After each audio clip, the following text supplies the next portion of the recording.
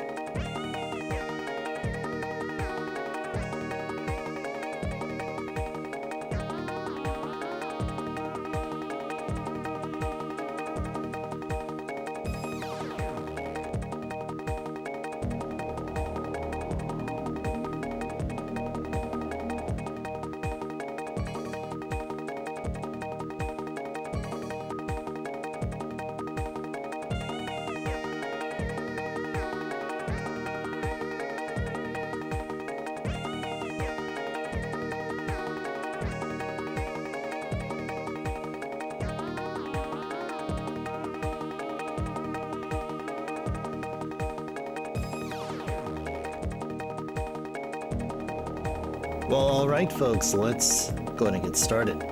Hey there, everybody. Welcome in. A pleasant Monday. Great to be back here playing more Snatcher. Hope you guys had a wonderful weekend. I am totally aware of the fact that we have not had our typical Saturday streams, our random retro Saturday streams, but we'll be not worried because they're going to be coming back this Saturday. We're going to have a Saturday stream this Saturday. So I need you guys know. I know Saturday is like so many days later, but I'm just so excited about going back to Saturday streams. I just had to let you know. All right, let's go welcome in the early birds here. We got Lamb and Carrie. And Carrie, 3 months of subbing to this channel. Thank you so very much, Carrie. 3 months of Ice Tribe. That is indeed true. Yes, 3 months. Super cool of you. 3 months. That's like a quarter of a year. Quarter of a year there. All right. Very good. Very good. What a great way to get started here on this week. So, update-wise, I have pretty much finished moving. Yay. So it feels good. Feels really good. I just got to go back and just turn in the keys and at a garage door opener and what else? Oh, a placard that I put up behind the rear view mirror, just to state that I live I don't live in that apartment complex anymore. So that's all I need to do. So yeah, within a couple of days from today, I'll go back there and just finish it all off. And yeah, now that I have all this stuff in my new place, still a lot of stuff is in boxes that need to go out of boxes and positioned and placed really well. A lot of organization still needs to be done, but it's my problem, not any of yours. Thanks for the GG's. Lamb. Thank you, thank you, thank you. All right. Snatcher. So, Sega CD version Snatcher that we're playing here, we're very close to beating the game. The bonus game that I will be playing, and we definitely will have time. This is something that somebody from last stream talked about sometime last week. Maybe it was Zard. But it's going to be SD Snatcher. So I'm going to keep up with the Snatcher, and we're just going to do a little bit of SD Snatcher here. A little bit of this. So, there. MSX2. So that's what we're going to do. Get to enjoy a lot of the Konami's custom sound chip that they use with a lot of their later year MSX games. So that is what we're going to be seeing here later on. So, okay. So, as we're enjoying this awesome Sega CD rendition, or Mega CD, should I say, of a pleasure of tension or pressure of tension, however you want to interpret it, but that's the title of the song playing here. So what we're going to do here is we're going to enter the turbo cycle and go to church.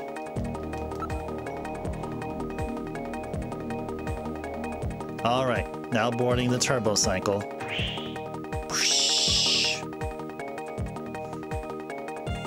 We boarded the turbo cycle. Where would you like to go? Of course, I know the answer to that question.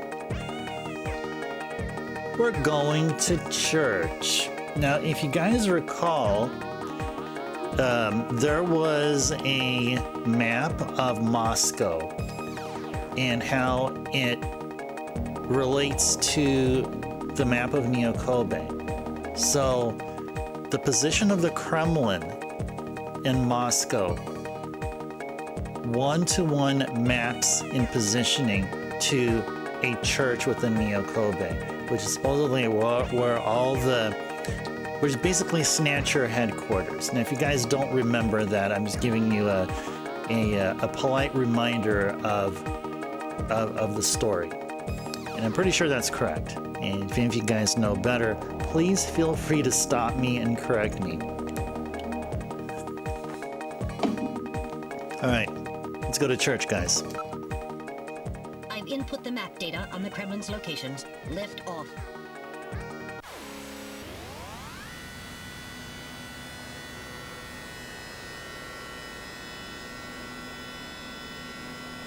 Flight configuration, now gaining altitude. Jamie, please be safe. Gillian, please keep in mind that we're working with a strict time limit. A 50-year debt in 3 hours.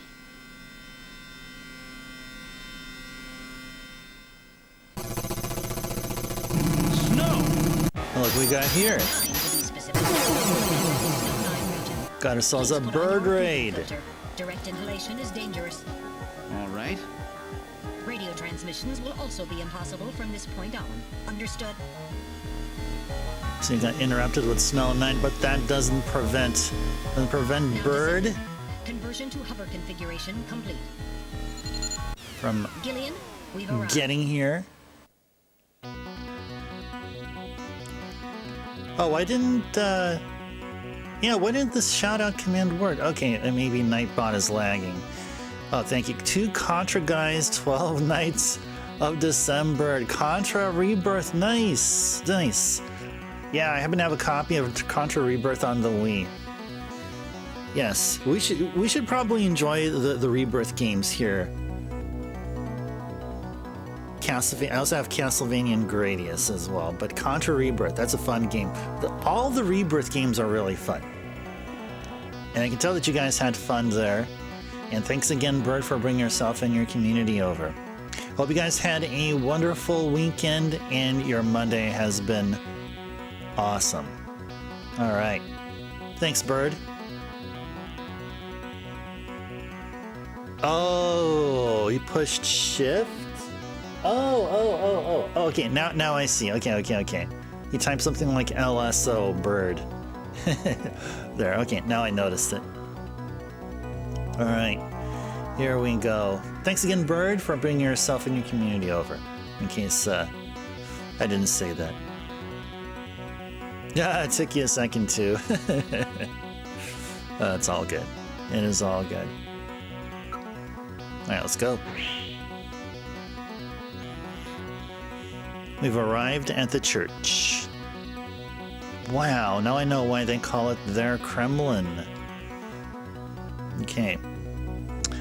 Let's go check it out. It's a very old church. It bears quite a resemblance to St. Basil's Cathedral. No doubt they thought the same thing. It appears to be snow, but it's actually Snow 9. Try to avoid inhaling any of it directly. It's surrounded by a large grove of tall cedar trees. This is likely to keep just about anybody away. Given the season, a few Christmas lights would really liven up the scene. Alright. We'll investigate the building. The building is about 50 years old, but appears very well maintained. So where's the entrance? On the front side of the building.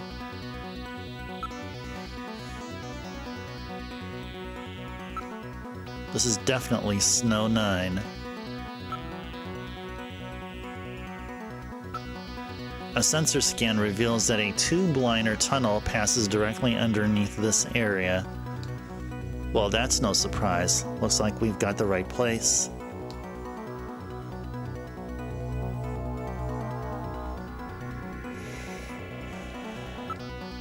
The only sound is that of the wind. Alright, it's time to go inside. All right, now opening the door. What's wrong? Won't open? I've scanned it, and it's not locked. It is probably rusted into place. Not surprising. After all, our friends always go in and out through the basement. Let's push it together. All right. 1, 2, 3.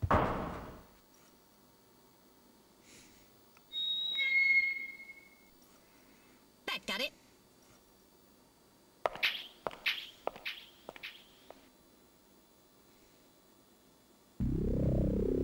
What's this? Flux, welcome in. A pleasant Monday. Hope you had a wonderful weekend. Flux, no, this is a church. Hey there, Zard, welcome in. Pleasant Monday, good seeing you here. Okay, we got quite a crew here now. They just let the door open. Didn't they find it rusted shut? I guess maybe they assumed wrong. Even though it was rusted shut, they should have still locked the door somehow. Yeah. Yeah, this is a church, Flux. This is supposed to be, I guess, a one-to-one reimagining of the Kremlin or something. What's this? It would appear to be some kind of a chapel for the Snatchers. Are you telling me those things pray?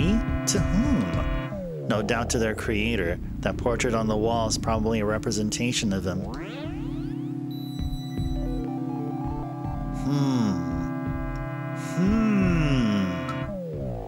Let's look at the portrait. Oh, hey there, Caro. Welcome in. A pleasant Tuesday to you. Good seeing you here. Hope you had a wonderful weekend, Caro. This person is no doubt the one the Snatchers worship as their creator. The sky. Isn't that random? One moment. I'll compare the picture with my data on random.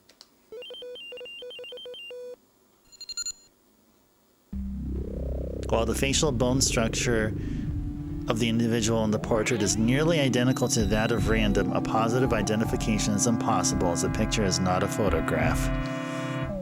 That just looks too much like him to be a coincidence.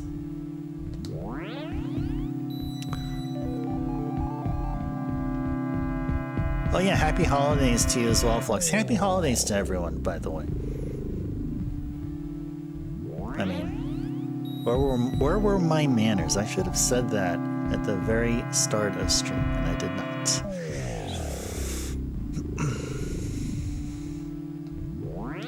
Let's go investigate the portrait. Something is written on the painting. The creator Modnar. So this is Professor Modnar, the one the Snatcher was talking about, huh? It appears to be a portrait of that person.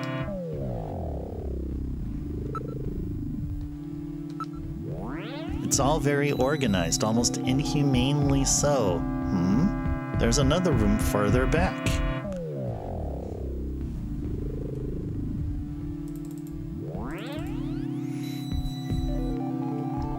A mystery. Oh yeah, you want to know what's in the church, Flux? Stay tuned and you'll find out.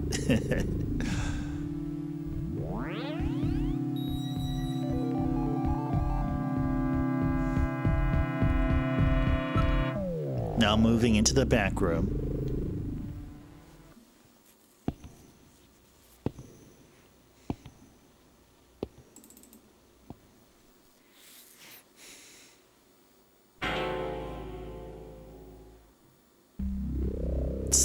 Snatchers! Look at them all! I'm not picking up any energy readings. They are all deactivated in some kind of suspension mode. So this is their warehouse, huh? There must be a few hundred of them here. They continue all the way back. So there you go, Flux. Now you know a bit about this church. It ain't no ordinary church, huh? That I'll tell you that. Tamasa? Oh, remind me, what game is that from? Tamasa. Was that... That was Final Fantasies 2 or 3, right? Or am I totally wrong there? Tamasa, that sounds so familiar. Still, this doesn't look like a factory to me.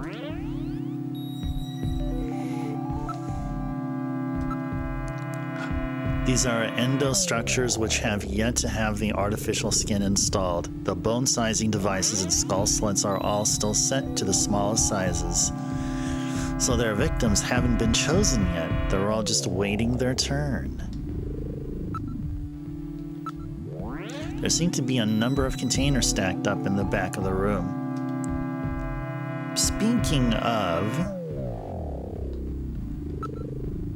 None of these Snatchers appear damaged. All they need is their energy packs. The Gendra units have yet to be installed, however. I do not see any tools or equipment for maintaining anything in the area. This room would appear to be just a storage area. Oh, Stragon Realm! Oh, thank you. Thank you, Flux. So I'm looking forward to RPG Super Fiesta because we'll get to enjoy more Final Fantasy VI.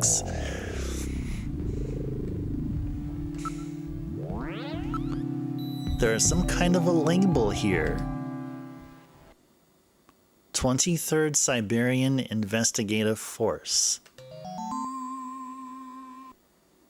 Siberian Investigative Force? It would appear that these Snatchers were brought to Neo Kobe from the Siberian Neutral Zone. It seems that the investigative forces have been responsible for shipping the Snatchers. In other words, the investigative forces have been snatched, just like when they found us. I see. So the Siberian investigative forces bring the Snatchers out of Siberia and into storage here. I think you're right, Metal.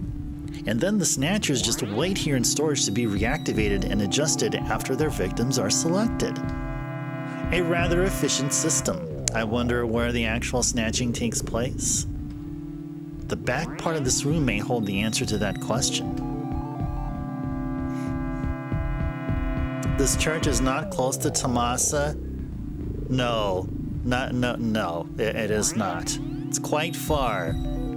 Universes far.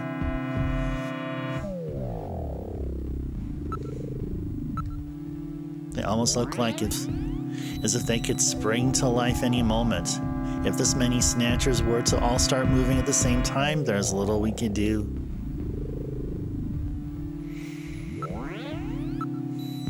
They are preserved in excellent condition. It appears that they undergo regular maintenance.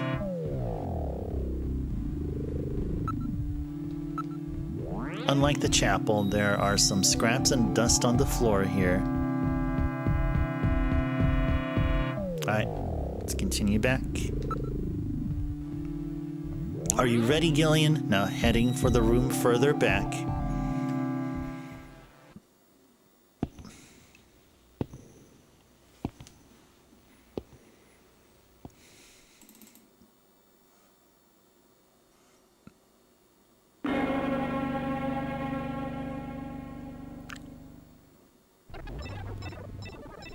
Snatcher's culturing room. The mechanism is operating.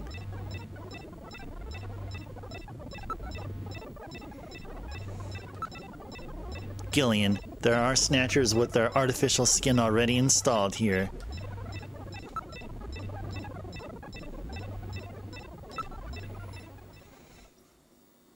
This is where they fuse the artificial skin onto the Snatcher's endostructure. First, they adjust the size of the still skinless Snatcher to the size of the individual who is to be snatched. The Snatcher's overall shape and size can be adjusted by expansion or contraction of sizing rods. Their sex is controlled by gender units, which are installed at this point. Then, the face is modified to match the intended victim by adjusting the size of the upper and lower jaw, cheekbones, temporal bones, and tooth alignment. Just like Gibson said, that means there are limits to the size of the people that they can snatch. That's right. The limits of the mechanism mean that they can't snatch children, the elderly, or people who are very tall or heavy. And this is where the artificial muscles attach. Is it organic? No, it appears to be coated with a type of plastic gel capable of mechanical response. Like human muscles, it creates mechanical energy through chemical reactions. And this is where the artificial skin is attached. In order to prevent the synthetic cells, developed using biotechnological protein design techniques, from rejecting the inorganic material below, they attach it gradually over a number of days. And this is the stuff that gets cancer if they stay out in the sun too long. Finally, they attach body and scalp hair. The process involves transplant of synthetic hair follicles as well, so the hair will grow back if it's lost. What about scars or birthmarks? It would appear that they make those adjustments at this point in the process, as they would for wrinkles to simulate age.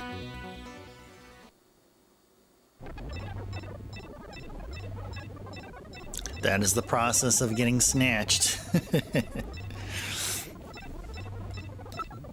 Let's go check out the rest of the place here. These units are nearly ready to perform a complete snatch. A computer terminal is installed on each preservation cylinder.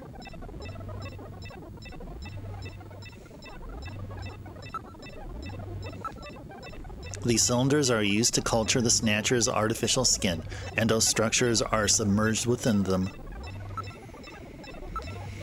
It appears that weak ultraviolet rays are being projected from above. This is really advanced, way beyond anything we saw at Queen's Hospital. The whole area is protected as a clean room. There is a door at the far end of the room.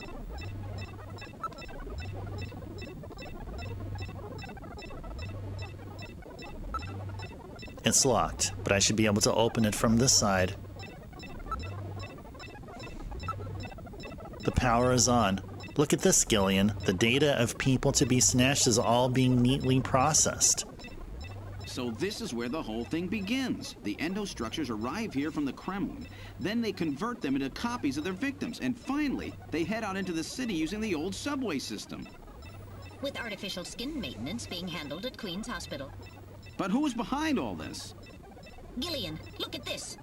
There are some finished snatchers over here. Get a load of this. The U.S. President, the Prime Ministers of Japan, and the U.K.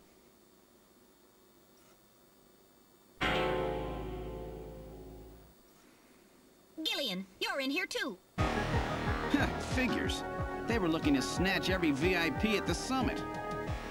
And the last junker, you. It definitely looks like they plan on moving out beyond Neo-Kobe. If they were to snatch every major world leader, they'd practically be able to control the planet. Still, that's odd. With their flawed skin, pulling something off like that would really be difficult. Chin said they had found the key to developing a perfect artificial skin. Maybe they've already produced it. No idea. But the number of snatchers here makes it clear that they're up to something new. Gillian, this is definitely their nest. We should destroy everything. Not yet. Not until we found Jamie. Metal, how much time do we have left? The summit should have begun by now. We don't have much time. And once our legal privileges are suspended, I won't be able to help. In fact, I'll be forced to restrain you. I know. If the military wants to avoid nukes and goes for a surgical strike on this facility, what would they likely use? Probably a phased particle beam from one of the attack satellites. A phased particle beam, huh? That'll wipe this complex right off the map. Everything, including the soil, will simply evaporate. The attack will leave just a large crater. Metal, can you convince them to give me another hour? Even 30 minutes will help. Understood. I'll try my best. And I'll try to find and rescue Jamie in that time. I can't transmit here due to interference from the Snow 9. I'll have to leave the area and then send the message. All right. Do it, Metal. Gillian, don't forget. 30 minutes. You must get out before then. I understand. Gillian, I'm sorry I couldn't help you better. Don't worry about it. I'll be able to move faster by myself anyway. 30 minutes should be plenty. Go, Metal. Yes, sir. Don't forget, 30 minutes. Okay.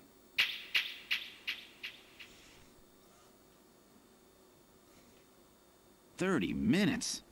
Oh, this is gonna be tight. That room's the only place left to check. Let's take a look.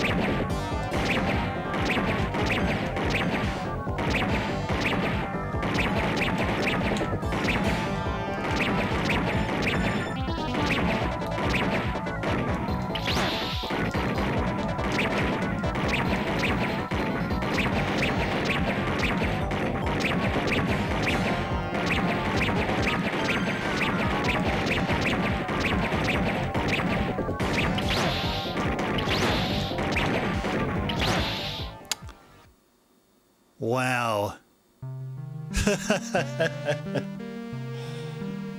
Yeah, these are tough. Holy moly. All right. All right, let's try it again.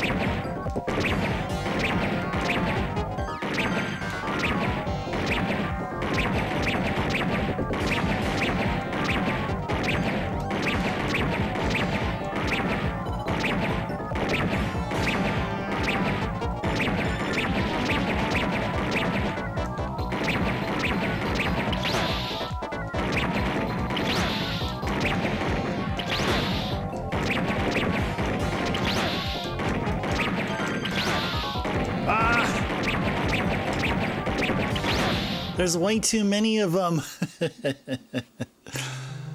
Oh my gosh. All right, let's keep on at it. What the heck, man? What the heck?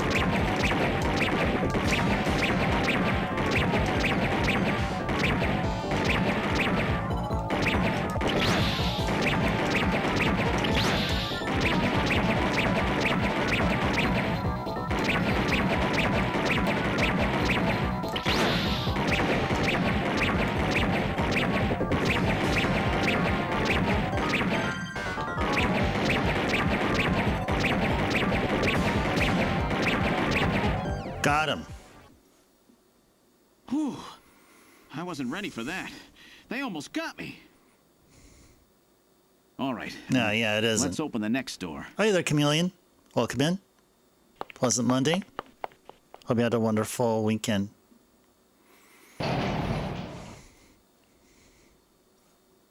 Doesn't look like there's anything here. Whoa!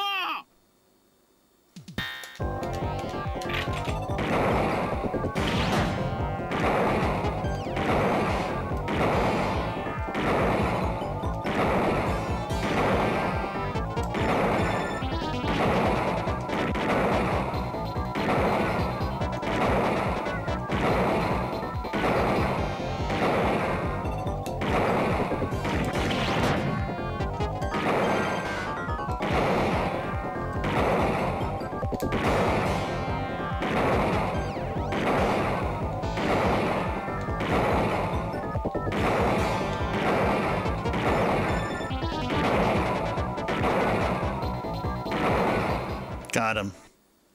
Jeez, these guys are tough. Of course, I didn't exactly Yeah, it was expect them to intense. welcome me with open arms. Okay, let's try this next door.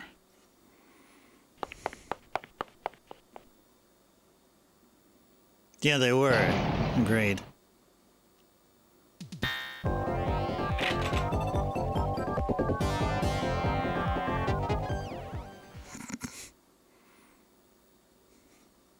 Jamie, are you all right? Gillian, you came for me. Are you hurt? Thanks, Zard. No, they won't lay a finger on me. Not until the new artificial skin is completed anyway. Artificial skin research? You? Gillian, I've got my memory back. All of it. What happened? Tell me, Jamie. They said they'd kill him. They said they'd kill Harry. They forced me. I had to help them with the skin development.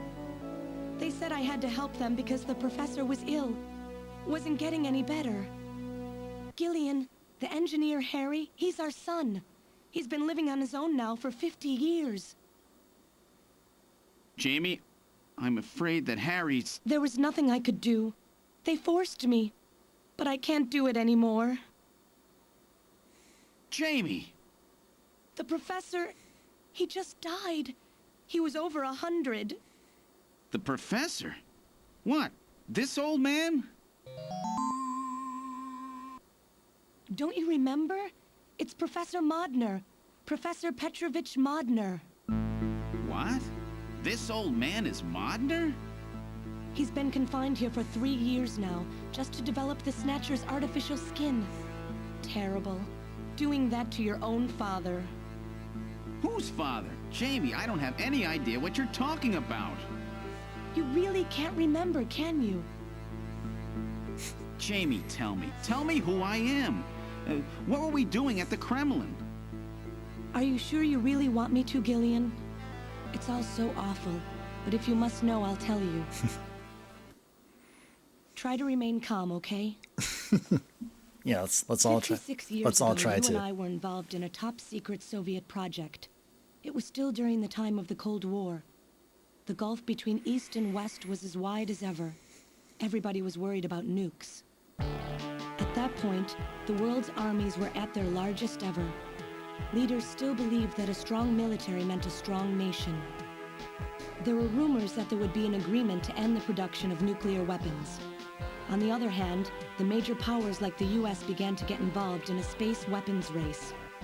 But not the Soviets. The conservative despots in the Kremlin had another, completely different idea for gaining military superiority.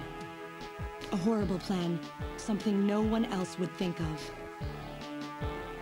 At that time, the countries of the communist bloc were facing an economic crisis. Popular movements pushing for democracy were springing up all over. Communism itself was facing extinction. Facing pressure from the reformers, the Kremlin began to panic. And that's when that horrible, childish plan was launched.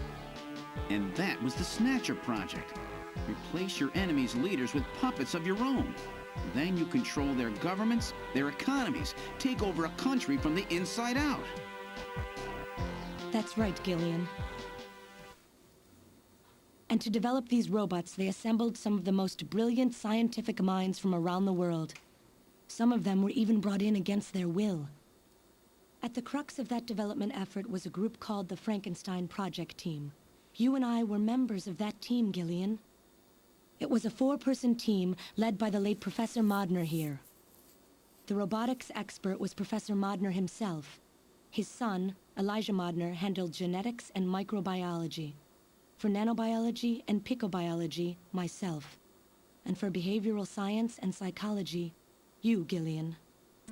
Early development was carried out at a lab in Novosibirsk, but was later moved to a secret facility under the Kremlin. At the time, the Glasnost and Perestroika movements were gaining momentum, and they rightly feared for the existence of the program if it should become known. But some of the reformers did learn of the project, and they conspired with the US to block it. Gillian, you were a CIA special agent sent by the United States to infiltrate and sabotage the project. I was CIA? Yes, and the government knows that. That's why you were assigned to the Junker team. What? Who am I? Work on the project continued to go smoothly. But then, on June 6, 1996, there was that accident. A mysterious explosion at the Chernobyl facility spread a bacterial weapon that was under development there into the atmosphere, destroying the country and the project. Gillian, was it you? Did you set off that explosion? What? You can't be serious.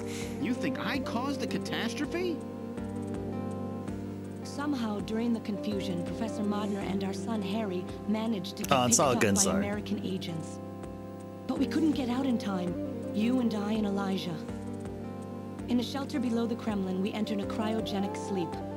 Our plan was to sleep there until the toxic effects of the bacteria were safely passed. And then 48 years later, 3 years ago, we were discovered by the 17th Special Investigative Force. Yes, but when they found us, Elijah's pod was already empty. Elijah Modner? That guy whose picture was in the church? The one that looks like Random? That's right, Elijah is alive.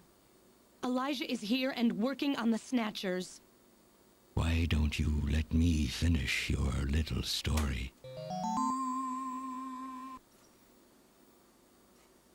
Who's there? It's been a while, hasn't it, Jamie? Ah, yes. And Gillian.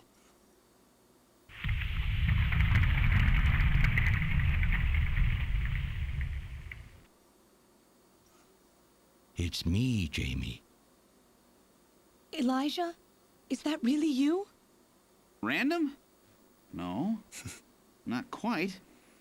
So, you remember me, do you? I am Elijah Modnar, the only son of Professor Petrovich Modnar. I'm afraid I've grown somewhat old and feeble since we last met, however. Elijah, why are you doing this? Your father, Professor Modnar, he passed away a few minutes ago. What? My father? My father is dead? Elijah, what happened to you? The Elijah I knew could never do anything like this.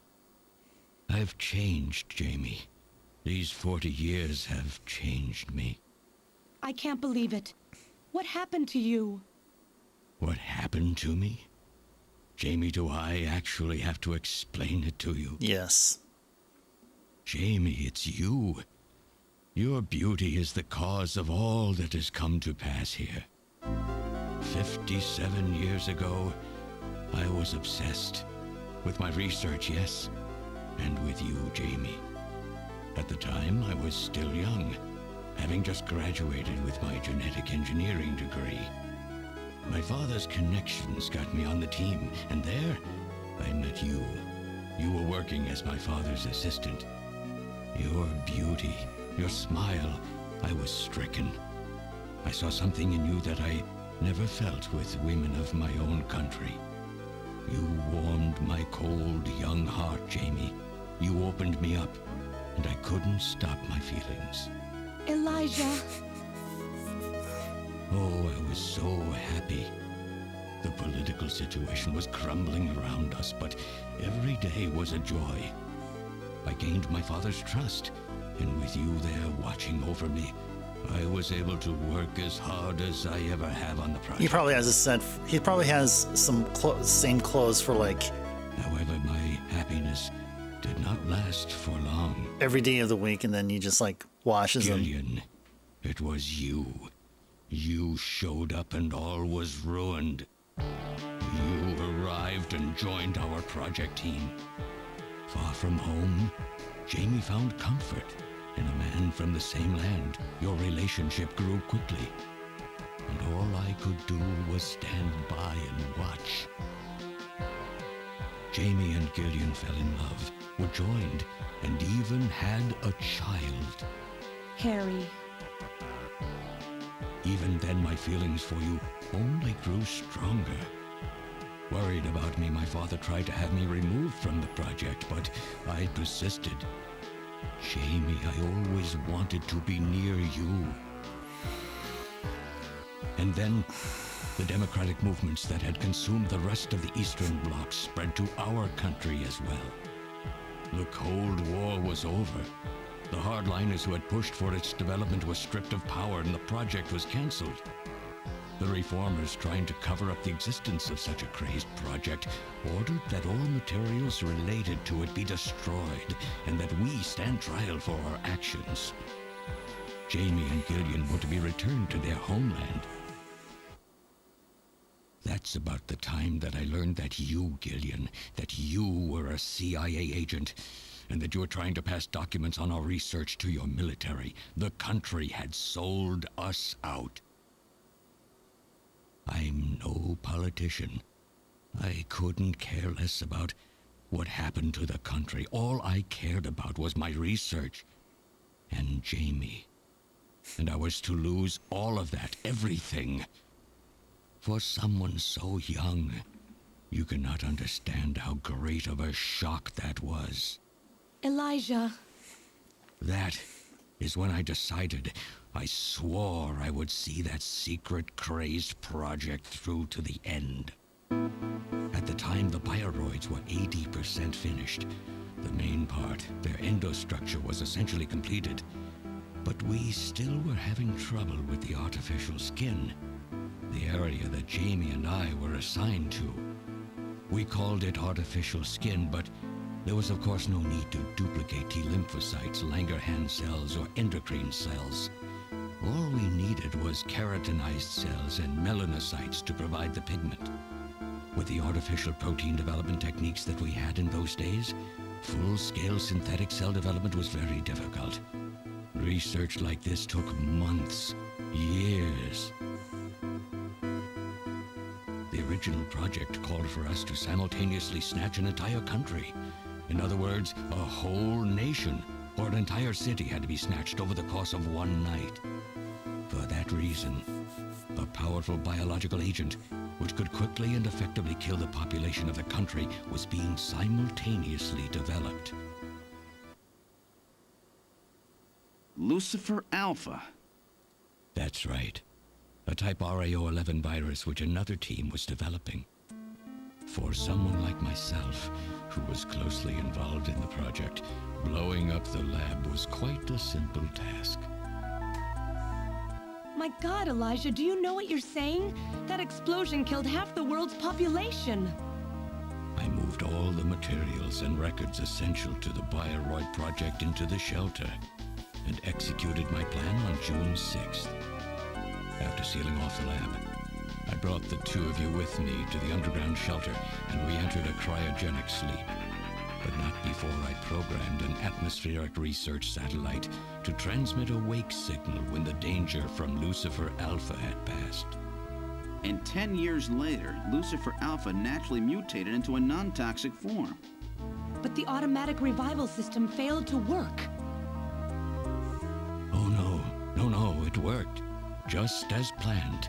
It revived me 10 years later. A little sooner than the two of you, of course. But even though you sealed the lab with the explosion and everything, you should have been exposed. Why weren't you? Oh, I was. But by that time, the vaccine L-Angels had already been developed. So everything went just as you planned it then? Yes, up until that point. But my real struggle was yet to come. Well, less people, my original plan was to revive the Jamie better, I as guess. well, and for the two of us to finish the development of the bioroids. You, Gillian, you were to stay asleep forever. But I just couldn't bring myself to do it. Not after looking at Jamie's peaceful face there in the pod. Besides, I could never have convinced her to work with me on the project anyway. I knew the time was not yet right, so I changed the timers of your pods to permanent on. How could you do such a thing? And so for the next 40 years, I worked alone in that cold and lonely room under the Kremlin, trying to complete the artificial skin for the Snatchers. For days and days, no one would visit me. I never saw the sun or felt the changing of the seasons. Still, I always had Jamie by my side. You were always there for me to talk to. Just you and I for 40 years in that dark cellar. Oh, you poor, poor man. And then, 3 years ago, my research was finally completed. First, I snatched the Siberian Special Investigative Forces to establish a Hey there, drummer. transport route for the Snatchers. Welcome in. And then, Pleasant Monday. to test the effect of large-scale snatch operations, I chose Neokobe City to be my experimental sample. Neokobe is cut off from the surrounding areas, a sort of miniature country in itself, making it a perfect test site. And since it's a melting pot of various races, it would also allow me to gather extensive data on Snatcher modification and operational techniques. In addition, the element of suspicion or mistrust, which runs deep in Japanese culture, was another reason I chose this site. But your test revealed a critical flaw in your machine's artificial skin. Yes, quite unexpected, I'm afraid. All my research for 40 years. I gathered data and worked day and night to find a solution, but nothing seemed to work. So that's why you decided to bring Professor Modner here, right? That's correct. I discovered my father in one of the government's hospitals. He was old, but still very sound of mind. Naturally, he would not cooperate with me. Of course not. He'd never become involved in something like that. So, unable to receive his assistance, I decided that I had to have yours. But a mistake on my part allowed both you and Gillian to be taken into custody by the authorities first. Just what are you trying to accomplish, Elijah? You must know you can never get Jamie back. I'm only interested in discovering what I can of the human animal. In the past, it was because of Jamie. My motive is different now. It sounds like you're just suffering from the wild arrogance that corrupts so many scientists. Humans are such weak creatures. No matter how much they trust one another, the tiniest speck of suspicion can destroy it all. Look at how the Snatcher problem has caused such wild unrest. No matter how much science advances or how high we set our ideals, we eventually begin to suspect each other. Say it's snatching time. And then to kill each other. The Snatchers are nothing more than a tool for bringing out this reaction. I am simply using the Snatchers to elicit the true nature of the human animal. I think this experiment has shown me the limits of human society. I sincerely doubt it will be able to reach any greater level of prosperity on its own. If human society ever hopes to reach greater heights, what is needed is an absolute leader, a firm ruler who isn't affected by these trivial episodes of mistrust. You're crazy if you think people would ever obey Snatchers. Of course they wouldn't. But if they don't know, they cannot object. There has been a time in every age that the people have longed for a god to lead them. As long as they give the people no reason to suspect them, then they can easily become their gods. Indeed, a new race of super beings. We are almost there. Once we perfect the artificial skin, Snatchers will transcend man to become this planet's true human beings. But you'll never get your perfect skin now. Professor Modner is dead. I no longer have any use for my father. I have a sample of the new skin he developed. Once I've analyzed it, I'll be able to make as much as I need. Or if need be, we could simply culture the keratinized cells, epithelial cells, and melanocytes in the quantities that we need. What are you talking about? How could you get a sample of perfected artificial skin? Why don't you take a look at this? We found this in the rubble of Queen's Hospital.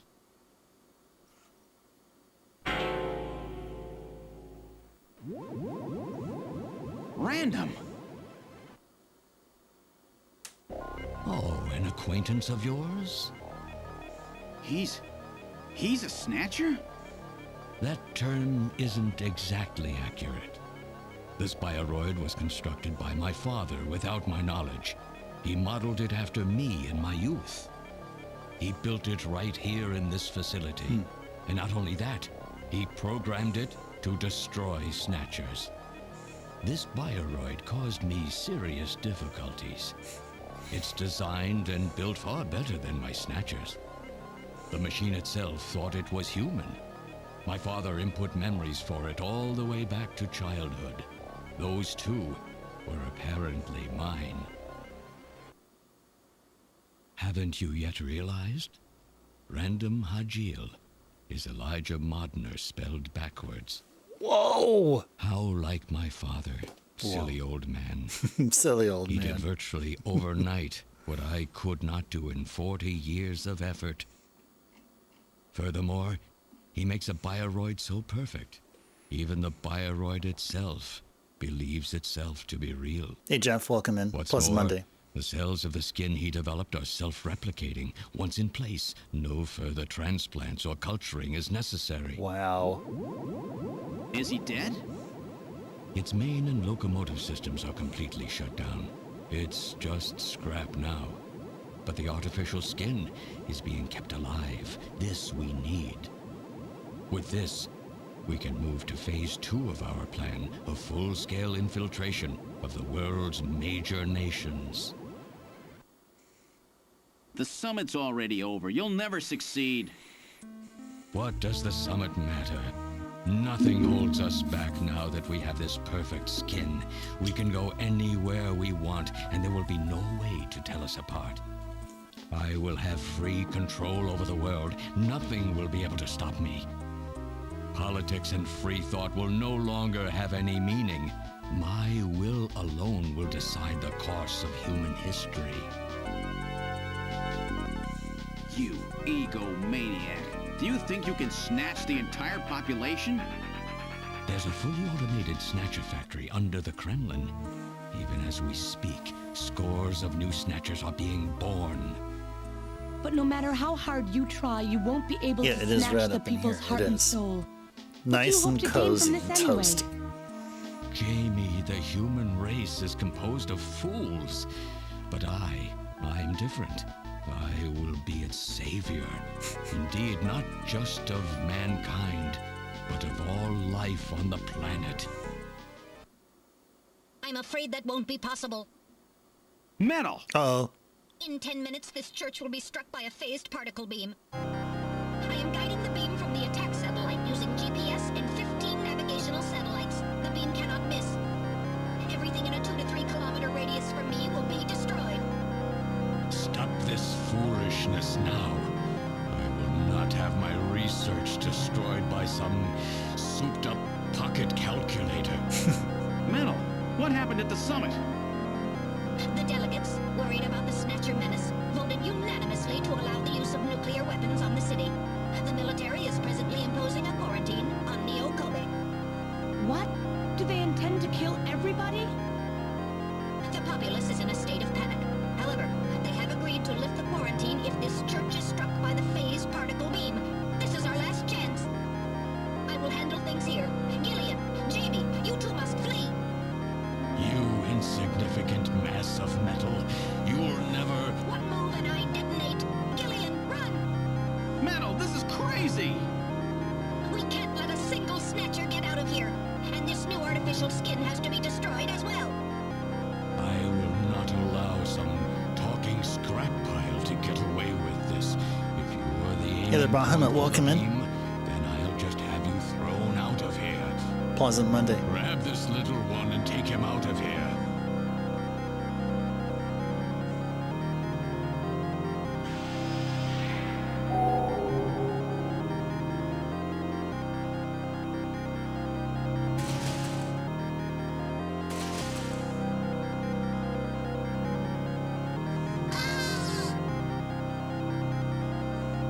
Metal! Cowardly little robot. You always were a real pain in the butt.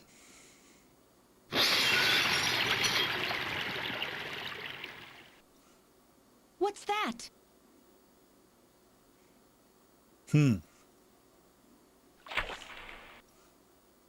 What? How did... You're supposed to be deactivated. I don't go down that easy, old man. Stop this foolish... Shut up! Let's try to make our final moments peaceful, shall we?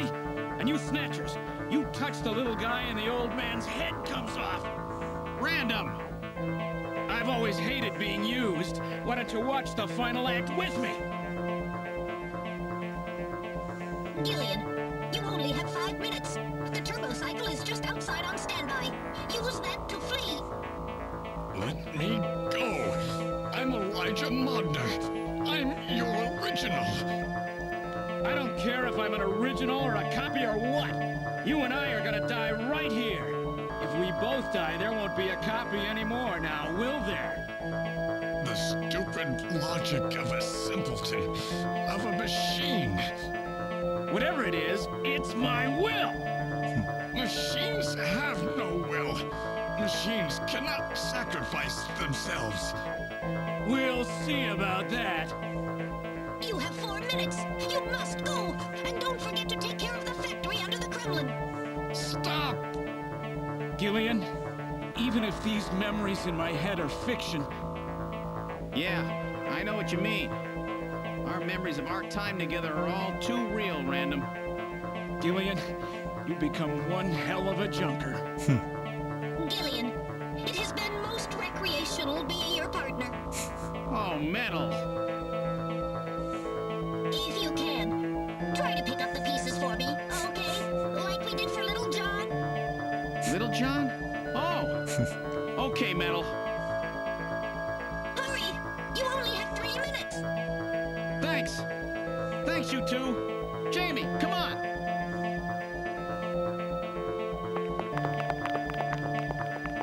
Jeff, congrats on the 5-stream watch streak. No! Don't let her go! No!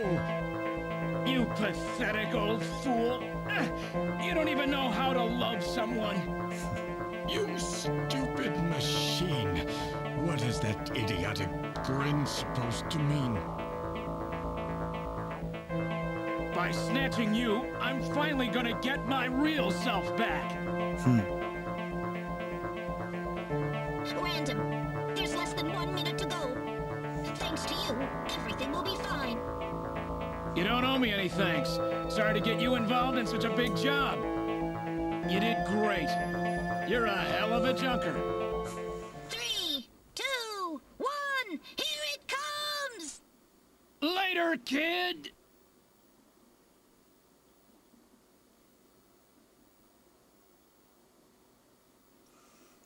Pew pew.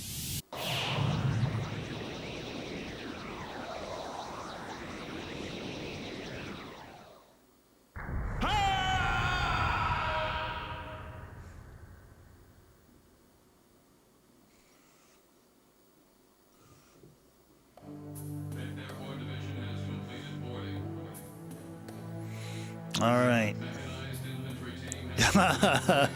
Poor Jeff. Yeah, for reals, he is dead now, yeah. So you're really going, aren't you? It's our responsibility, too. Besides, if I go to Moscow, I may get some of my memory back. And if that happens, I'll be able to love you even more than I do now. Wait for me. I want to be with you, but first I've got to destroy this terrible factory of theirs. Jamie, when I get back, let's try living together again. What do you say? 13 Special Operations Squad and all junker personnel. Report immediately for departure. We'll be waiting for you, too. Katrina! Mika! You're here too? You better be happy, Buster, with all these beautiful women seeing you off. I'm happy you came. Let me introduce my wife. Jamie Seed. I suppose it's a little odd introducing myself a second time, though. What do you mean? You've never met them before, have you? What are you talking about, Gillian? We're good friends. Huh? Since when? It's the first time I've met her in person, but I've spoken with her on the video phone a lot of times. What? Have you guys been talking about me behind my back?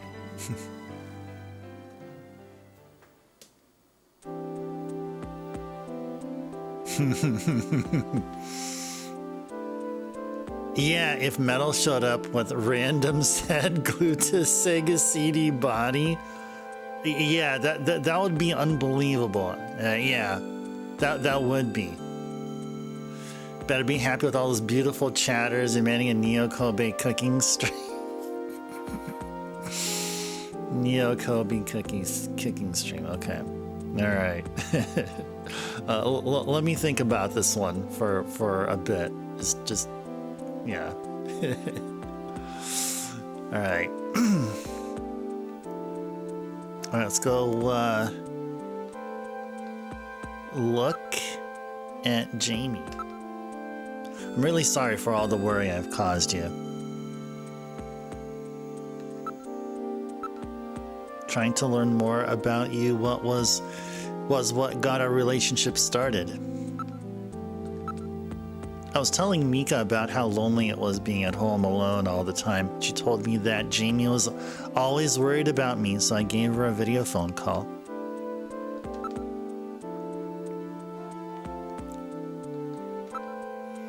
She's done a really great job. I owe her a lot of thanks.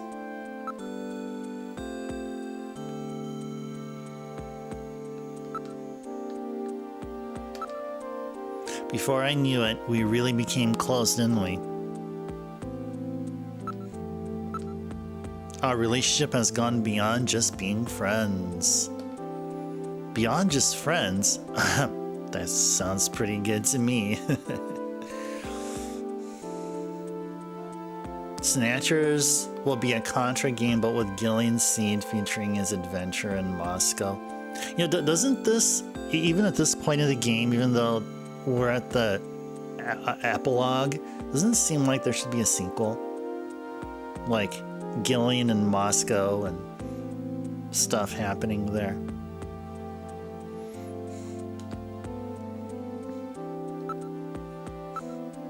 Oh, don't be stupid, Gillian. You have a warped mind sometimes, you know.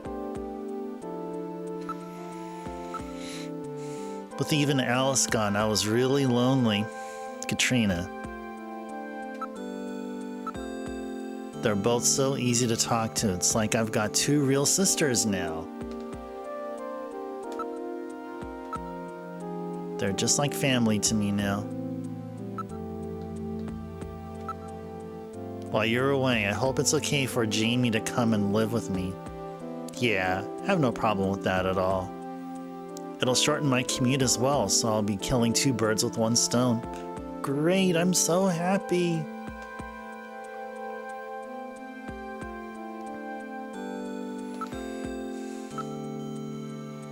I'm so tired of living alone. Maybe I'll ask Katrina if I can move in with her in the near future.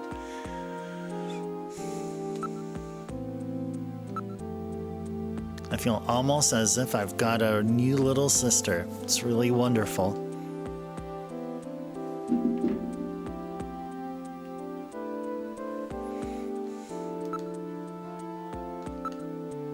This kid has had such a rough time. She lost almost everything practically overnight. Don't worry, Mika. This is one job I won't mess up. By the time I return, I'll probably have my memory back. Don't worry. I'll promise to make you happy. Katrina is such a cheerful and sweet kid. So have they finalized what they're going to do about Junker operations? I suppose this will end up being our last mission, huh? Well, originally they were planning on disbanding the team, but now they've decided to keep us in business. So that means... That's right. We've been designated as one of the government's special police divisions. That puts us above the regular cops. So the government has decided that crime by machines poses a bigger threat than crime by humans from here on out, huh? Nice. They've chosen the new chief, too. So when you get back, you'll get to meet the new head honcho. Well, it's comforting to know I've got a place I can come back to.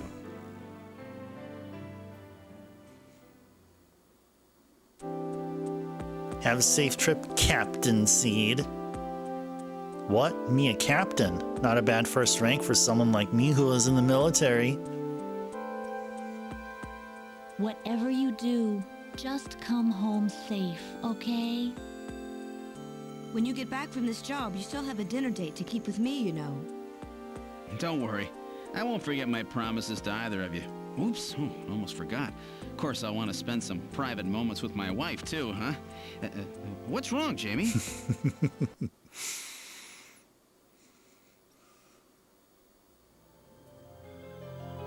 Harry and I will be waiting for you to get home. That's Harry's hat.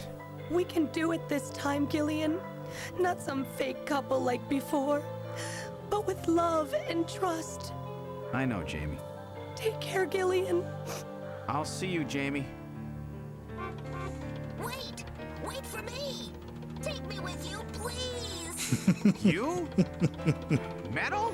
Yes, sir! We didn't have a good frame to work with, so temporary body.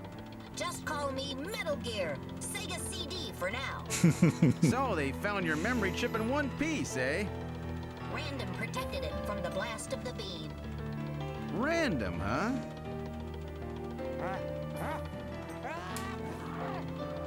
Wait a second. I've heard that sneeze somewhere before. Really? I didn't hear anything. Anyway, I want to know if you'll take me with you. Please, Gillian, please take me with you. Hurry up and get on board, partner. Yes, sir, Gillian. Yeah, Metal Gear Sega CD, the one and only.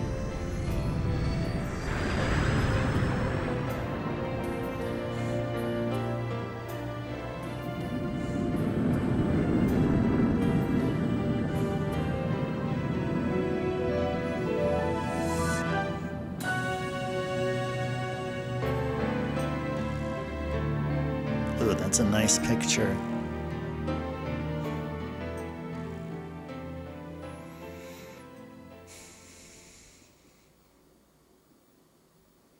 Throughout history, suspicion has always bred conflict. The real conflict, though, resides in people's hearts. This conflict has just begun. And will continue in Snatchers 2.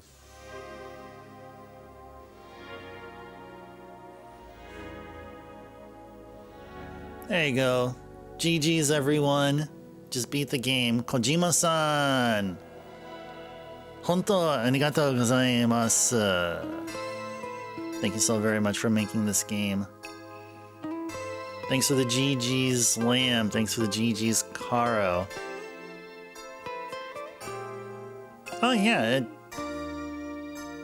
it was a really great ending. Now you guys understand why this is a game worthwhile playing on an annual basis. Just to experience all this over and over. Ice Turbo. Win. Fatality. Yes, we did. We took down the game. Thanks for playing that Sound Alert there, drummer. Thank you so very much. Thanks for the GG Bahamut.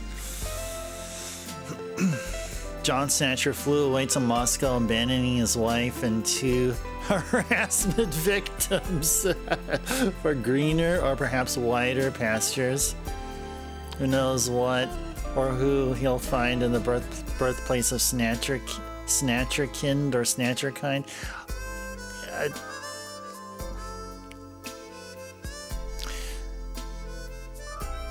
Here's a thought that came to mind. If Konami would ever do let me rephrase that. Let me change it a bit. If there was ever going to be a sequel to Snatcher, like in this day and age, because the fact Kojima isn't working over at Konami anymore, would you guys take it? Would you guys just look at the sequel without any like kind of predispositions? Like for me, it would be tough. Because of how things are now, I'd rather not have a sequel. Maybe Koji Pro will do something Snatcher-like. Is a not Snatcher, which is obviously a Snatcher-like game.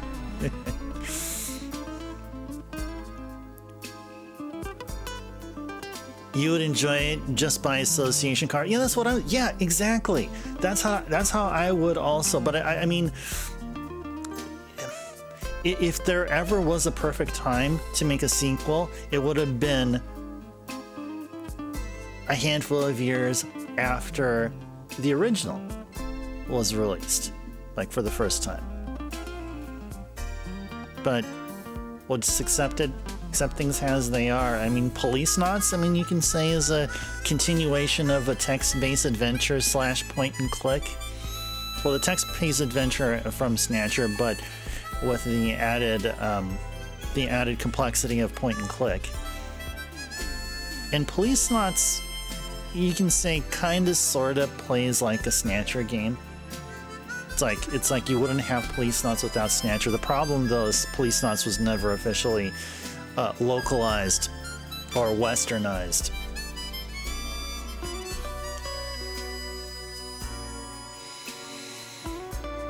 Bring Random back as a hidden child.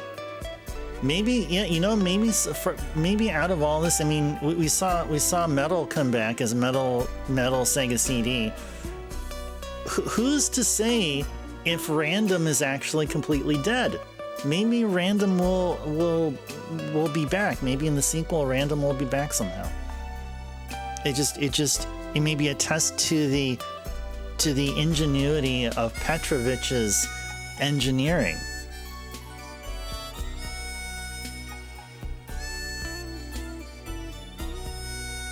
Oh, there is an alternate universe, Zard, in which Metal Gear Solid was never made, but Snatcher's was.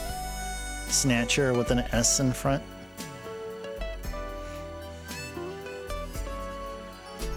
Konami, thank you so much for making this wonderful game here. All right, look at that.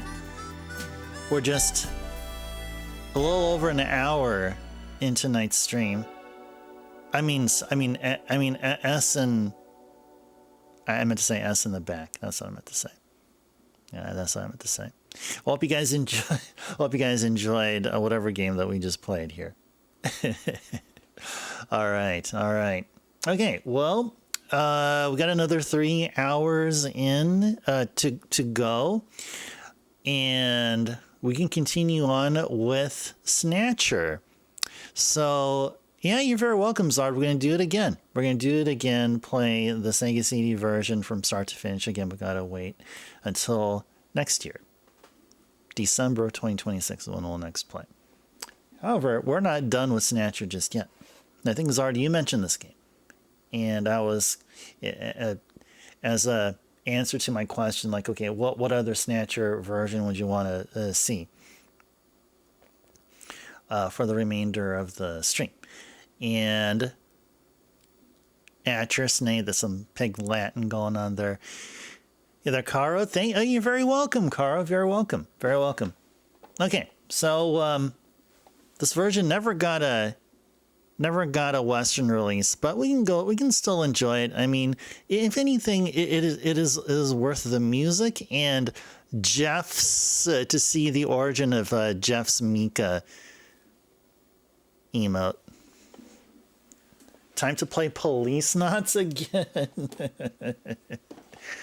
Yeah, because of the fact that Police Knots never got a translation, it makes it makes Snatcher make more sense to play on this frequent basis here.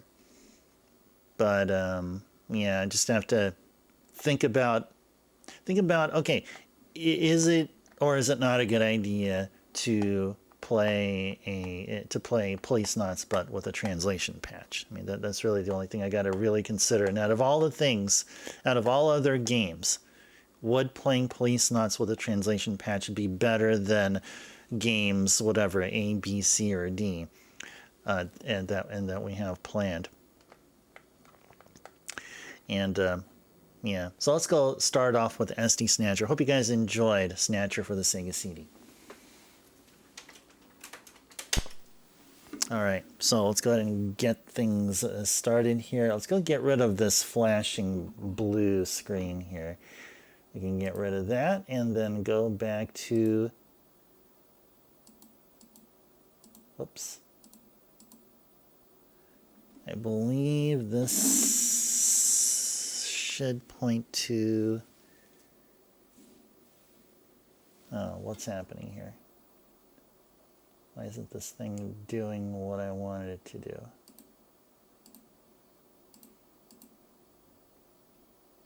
What's going on here? Where's my window capture? I don't know where that is. Where's my window capture not behaving? Uh-oh. This could be trouble.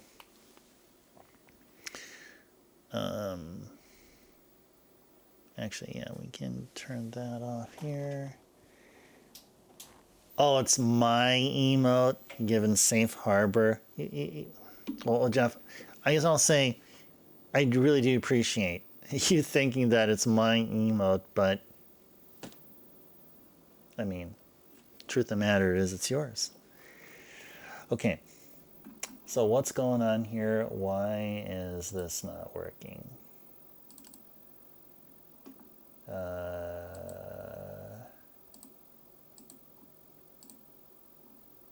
Why is my game capture not working here? What's going on here?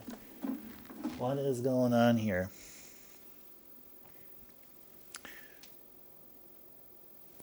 Why is my game capture not working all of a sudden?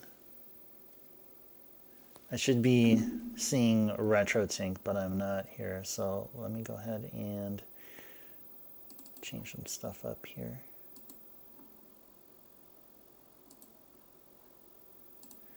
Yeah, I'm going to have to probably make another instance. I don't know what's going on here, but it seems a little buggy. Switching from one capture source to another. Okay, well, I'll just go ahead and just do this here on the fly. What kind of an instance is this going to be? This is going to be a video capture source, okay. Video capture source. Where is it at? There you go. Okay. I'll go video capture device 2.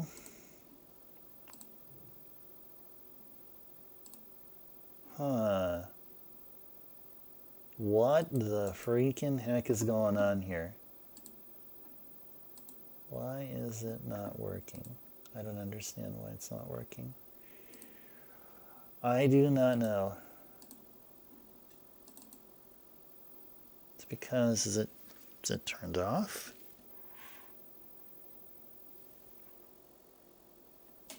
Interesting.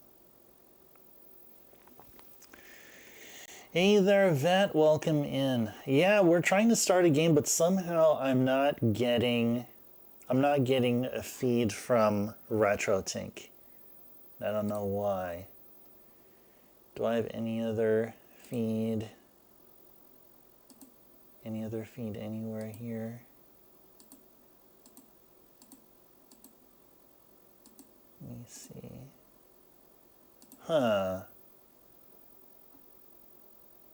Yeah, it can get really buggy here. I mean, I guess we can just go back and play something something on the Genesis or play Snatch on the Sega CD again. That's interesting. Well, the bonus game I wanted to play was on the MSX. Bonus game? Oh no, it was VOD Snatcher. For me, it was Tuesday. Yeah, the dictator meme. Yes. From the movie. Yes. Yeah, we're gonna have to play Snatcher again. Yeah, that's what it's looking like. Well, you know, it feels. I should do this more often because if I had this in mind anyway, I should have tested. I should have done some tests before going live, but I think what this is just some kind of an instance, which is not syncing up somehow. But I mean, I should see something up here. Should definitely be seeing some stuff up here.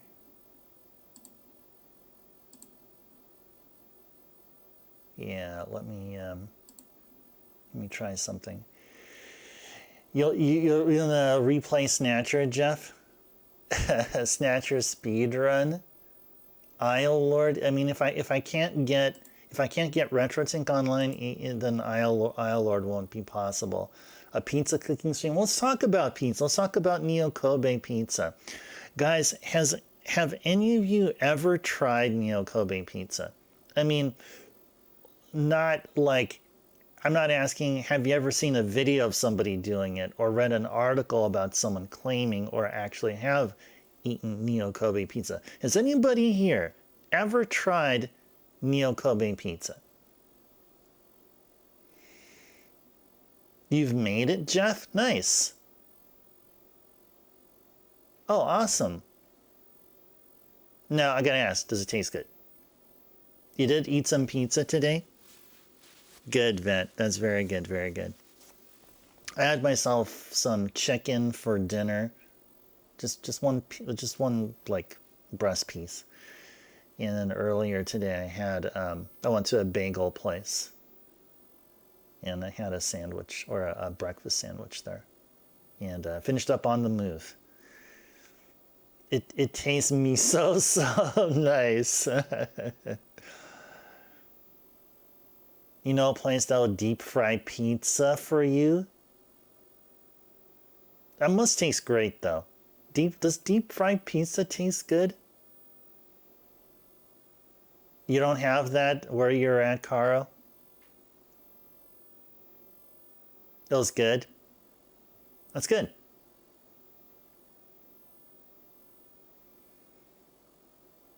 Pomodoro and mozzarella. Yeah, that's all you need. All you need. I mean, really, pizza is just cheese and the marinara or whatever. That's really all it is.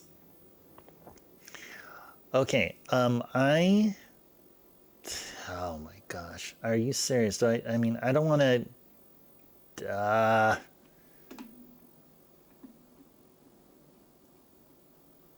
Okay.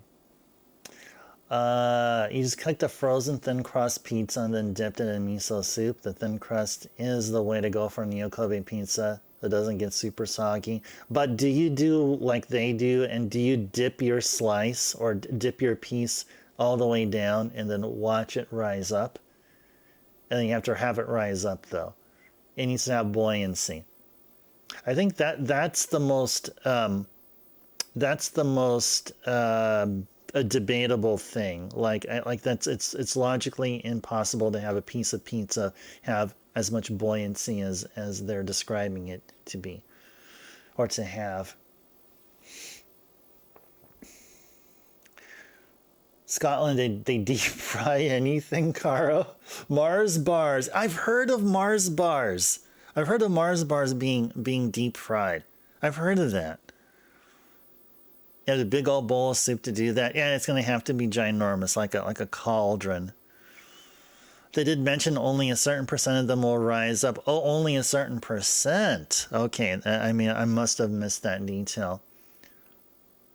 Neo Kobe pizzas for those with large appetites or like haven't eaten anything in a couple of days. I've been there, especially like during those times I was hauling boxes and stuff and never really having an appetite until late at night. I usually have like a one course meal or just have one meal a day for a couple of days. But yeah, I tell you, once I start chowing down after a busy day, oh my gosh, whatever I eat just tastes extremely good. Don't necessarily need standard buoyancy. I think the particular thing is that the liquid is boiling, which will create an upward pressure. Okay. Was it supposed to? The soup was supposed to be boiling, right? Okay. Again, another little detail I missed. You tried that resurrection cold pizza idea someone suggested, Caro? Teaspoon of water in a fry pan with a lid on plumps up the cheese. Oh, that sounds good. I feel like having some cheese right now.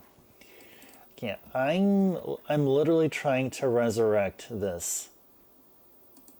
I'm trying. I am so trying here. Let's see. The only other thing I could think of is if I power cycle the retro tink. So, whoa. Almost yank the controller off of its cord.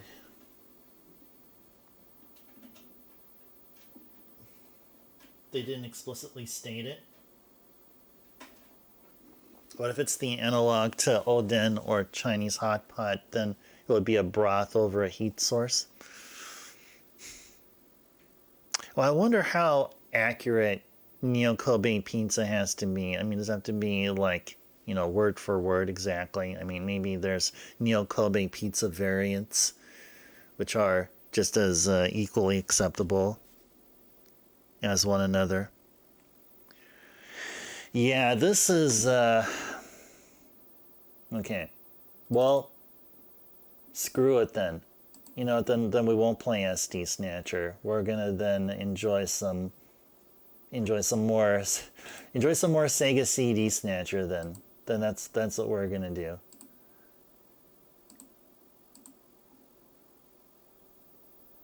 Yeah, unless hold on. I can try something here. Let me try something here. Let's try this one more time here.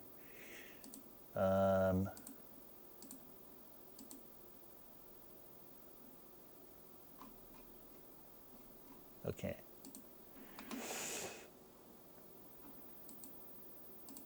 Let me try something here. We're still live, right? Okay. All right, we're still live.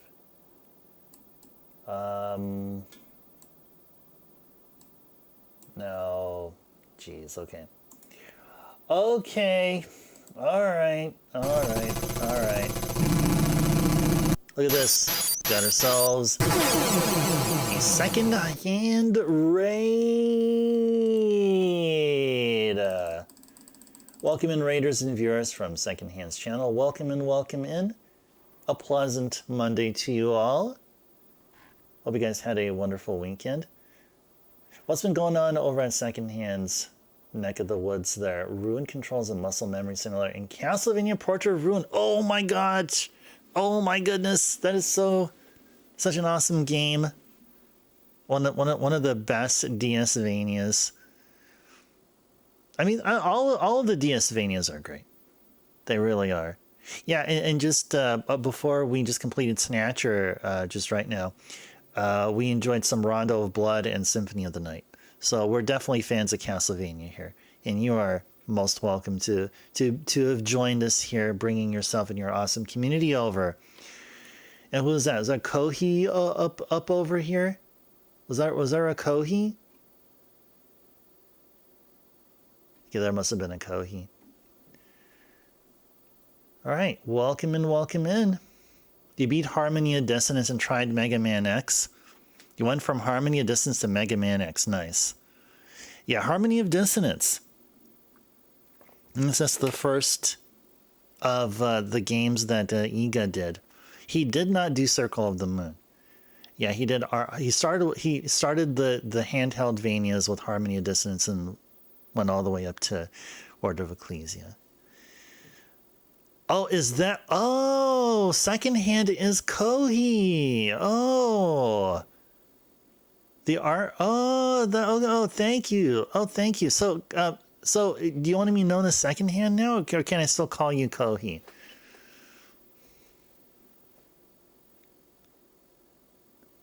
Yeah, Mega Man X is great, isn't it? Yeah, Circle of the Moon's a different team. It's probably was radically different. Right. Yeah, it wasn't one of the main protagonists related to a character in Bloodlines. There's some relation between Bloodlines and Circle of the Moon. Means to get an auto fire. Shell Shock Shogun? No, I don't remember that one. No, Jeff now wants to be called Spartacus. I am Spartacus. Your hands get exhausted from shooting. Oh, you call him Kohi against his wishes, Zard? Well, that's kind of how I am with... that actually, it is exactly how I am with Wen. Wen now goes by Zumi Ball, but I still call him Wen. Das, yeah, many names.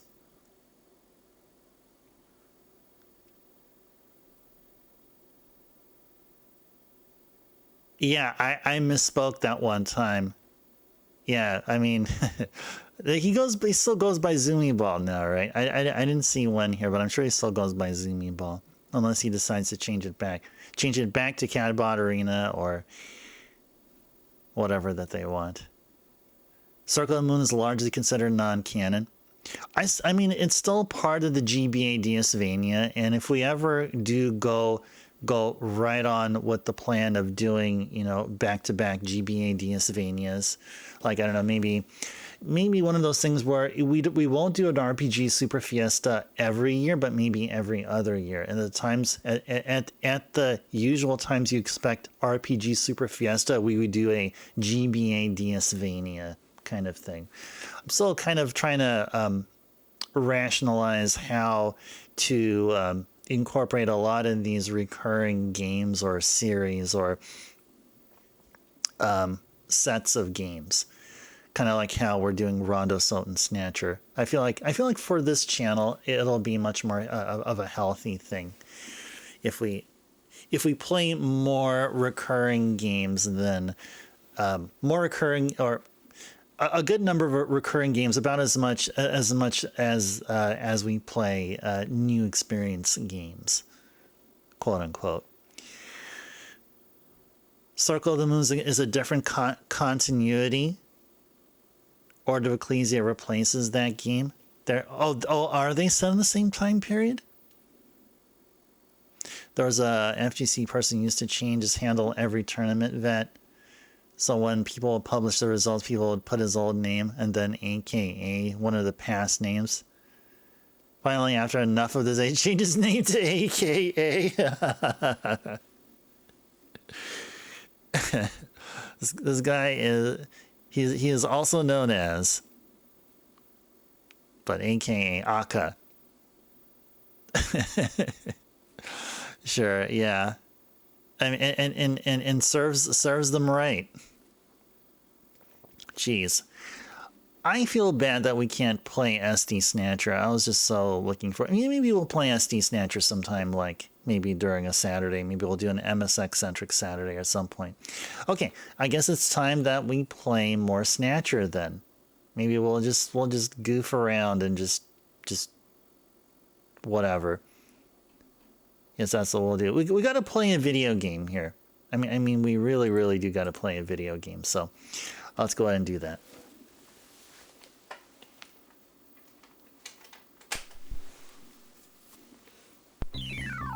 You gotta turn back my big TV now. Uh-oh. Hold up. Hold up. Hold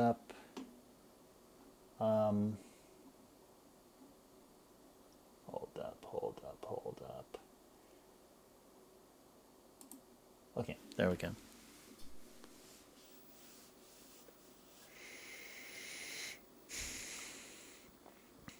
All right, which channel am I on here? Oh no, we gotta change it back to front. Okay, there we go. Let's do it again. All right, take two. There we go, take two, guys.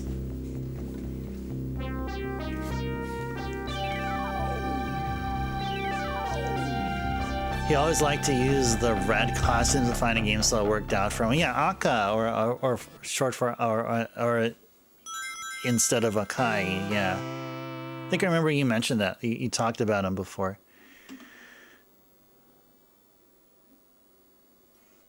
Kohi Yokai Tanjo.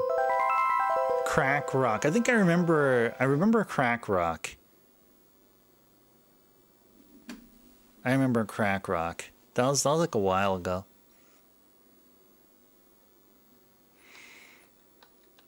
Yeah, let's go do this here. And let's go start a new game. Let's just enjoy Snatcher, or the beginnings of the next 2.5 hours. We'll start from the very beginning and just chill. It'll be totally chill. We've done what we wanted to do. We already beat the game. We've seen the end credits here. It took us about 3.25 streams to accomplish the completion of Snatcher. Let's do this again. You're partially responsible for his name gauntlet, Vet. Well, I mean, if anything, they'll eventually land on a name that they'll be satisfied with. Yeah, you remember that, Caro? Yeah, me too. I like when I've heard I read Crack Rock. I'm like, yeah, I remember such a Twitch handle here on this channel. June 6th, 1996. A mysterious explosion destroys the Chernobyl research facility near Moscow. Lucifer Alpha, a powerful biological weapon under secret development there, is released into the atmosphere, creating a deadly biohazard. Carried by the trade winds, Lucifer Alpha spreads throughout Eastern Europe and Eurasia, destroying 80% of the populace. Half of the world's people die. Hey there, Captain. Welcome in. Biohazard in history. Pleasant Monday. Hope you had a wonderful weekend. By the way, Captain, I don't know if you were lurking this time, but we beat the game. That the ultimate biohazard First. wouldn't occur for another half-century. First hour stream. And we 50 years later. Had a fight with super insectors and then snatchers and then a lengthy cutscene, and then we saw credits. Is it a new form of weapon? Or perhaps an invasion from some other world? They appear during winter, killing humans and infiltrating society by taking the place of their victims. And we were trying to get... They can sweat. We're trying to get SD Snatcher online, but somehow my retro tape just isn't appearing, so... And without retro sync, we can't play the majority of the consoles I have. So we're gonna go back and enjoy more Sega CD Snatcher from the very beginning for like the remainder of the stream. So another 2 hours and 15 minutes worth of the beginning. Oh, it just got settled, Captain. You have the YouTube for this weekend. All right, no worries. No worries. Appreciate the honesty.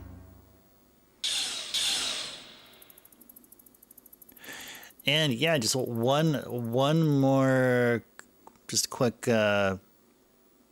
repeat of what I said earlier. All of the move has been done. All I need to do is go back to my old place and return the keys, and I'll be officially all living in my new place here.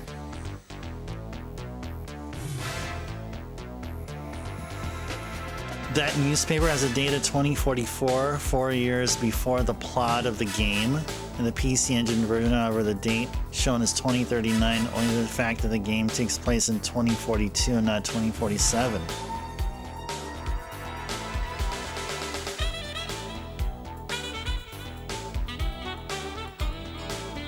Game takes place in 2042 and not 2047. Interesting.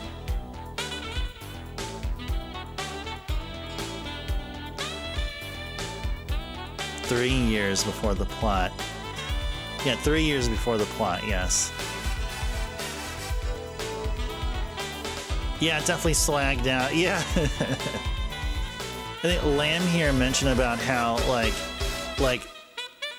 I don't have a shelf, like, literally right behind me.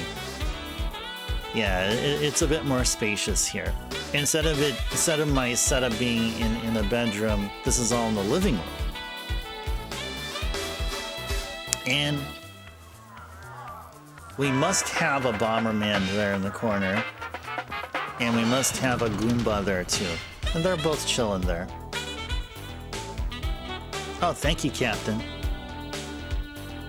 Fight over my room. Well, as long as they have fun.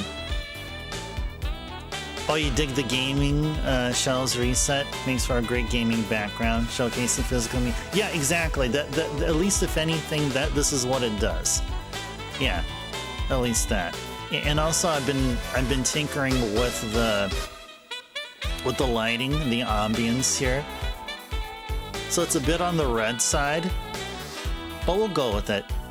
We'll go with the red.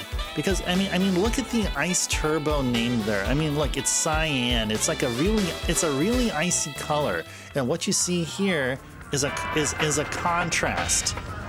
What you see right here is something warm. The warmth. How's work? Everything okay? So warmth Gillian, contrasting with the what's wrong? coldness of the Jamie, Ice Turbo font. I've become a junker. A junker? Gillian, that kind of thing going on. You know why? It's the only way we can regain Where's our my lost Jack memories. Frost Zard? It's in one of the boxes in my bedroom. I'm glad you mentioned Jack Frost, because once we get started with SMT2, then we're gonna have Jack Frost showing over there. Probably Jack Frost instead of Bomberman. I'm going now. Thank you, Karo. Christmas red. it's gonna be red all throughout. It's not necessarily season themed or holiday themed.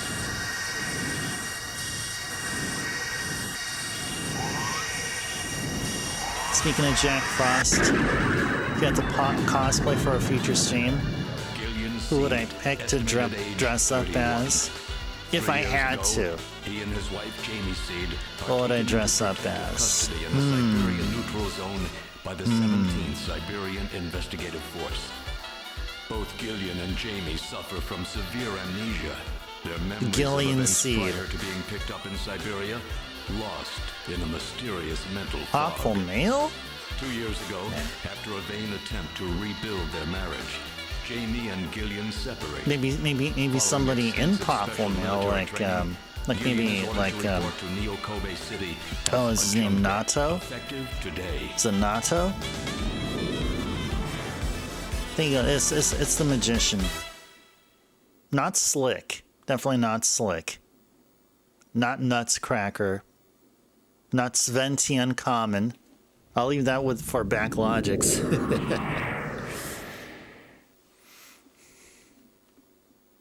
Oh yeah, Powerful Mail. That's another game I wouldn't mind playing on an annual basis. Faxanadu is another one, or Fazanadu. Fazanadu is another game I wouldn't mind playing on a annual basis. Mega Man's 1 through 6 I wouldn't mind playing annually. There you go, Mika. Welcome to Junker Headquarters. Yeah, sure. Sure thing, Zard. She's a beautiful Oriental woman. You don't think you ever beat Fazanadu, Vet? Might have to revisit some of it. Yeah, you should. It's fun. It is fun. It could be grindy if you want it. I mean, there is some grind, but not as grindy as, say, other games.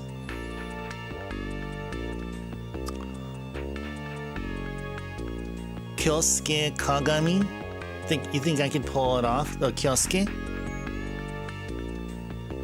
You mean with the lab coat and stuff? Yeah, maybe. Especially with the glass and stuff. Oh, that's a great idea, Captain. Maybe we can go Kyosuke. Yeah. It's just a Junker recruiting ad. You gotta head out now, Zard? Oh, you're very welcome. Yeah, thank you. Yeah, it's a pleasure. Yeah, we're just gonna be chilling here. We won't be doing anything you haven't seen as of recent. Zard, enjoy the rest of your evening, the rest of your day, and hope to see you next time. We'll be starting on Chill and Cozy December after tonight's stream. But yeah, see you next time, Zard.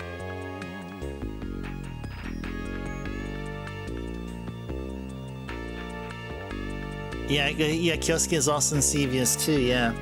That is true. Yeah, Kyosuke is also in Project Justice, the sequel to Rival Schools.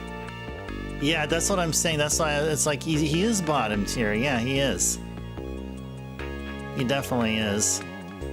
Now, I don't know. I don't know about... I don't know how I'd be if I can rock a good Goki or something. You know, maybe Rugal. Maybe I can do Rugal.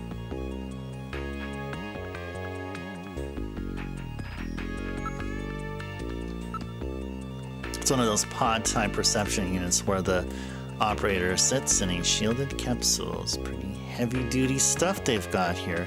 This place may be more dangerous than I thought. Had to practice my God press. Oh, with the 120 frame startup forward jump kick. I gotta do that too. I gotta get really good. Gotta get really good, or else why even bother cosplaying as Rugal? No, it's actually, I didn't say it would be cosplaying God Rugal. No. So okay. I'm spared of trying to do the 120 frame startup jump kick.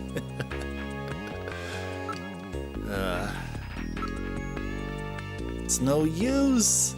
It's no use. She's protected by a shield. It's very important to make it from one edge of the building to the other in only one step. Oh man. Oh man. In one step. I gotta work on it. I gotta work on my my movement. Shield is heat proof and shock proof. It's specially designed to withstand an attack by Snatchers. Oh yeah, God press. Yeah. That's like because Rugal has a super, right, where he does it like twice. Slams the opponent on one side and then slams it on the other side, and then this like ghostly apparition of a skull like appears right at the impact of the slam. You're talking about that one, right, Vet? That door percent run. Step on a mushroom and call it a day. Or am I gonna play as Mario? Yes, Snatcher proof glass. Yes, very, very much later, yes.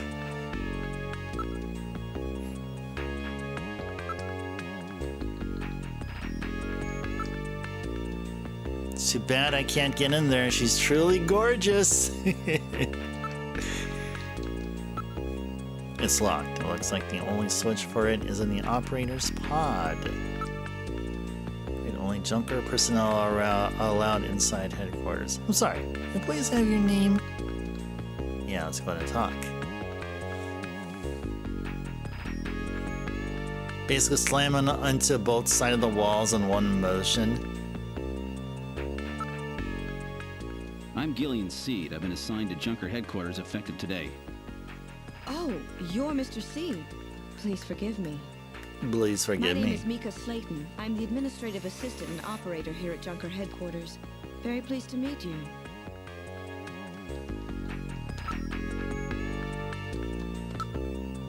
Tell me a little bit about yourself. About me. Isn't that a bit forward, Mr. Seed?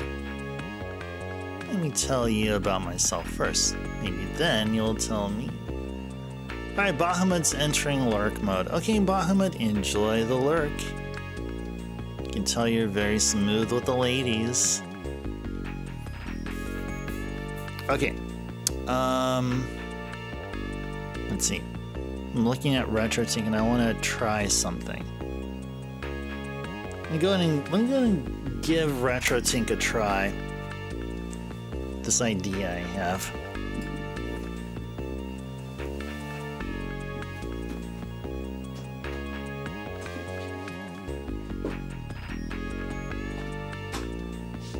So I just I detach then reattach the HDMI. So let's see.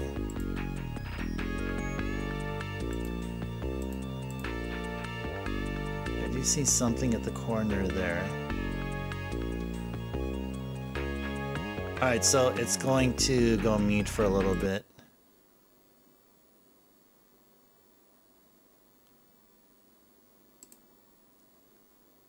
Oh, okay. Yeah, it's still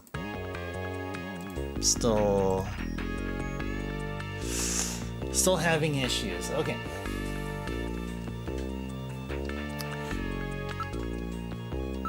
Let's investigate Mika. I gotta move the mic closer here as well. It's bad I can't get in there. Oh yeah, you already said that. Let's continue the talking. I've been assigned to Junker operations effective today. You just told me that, Gillian.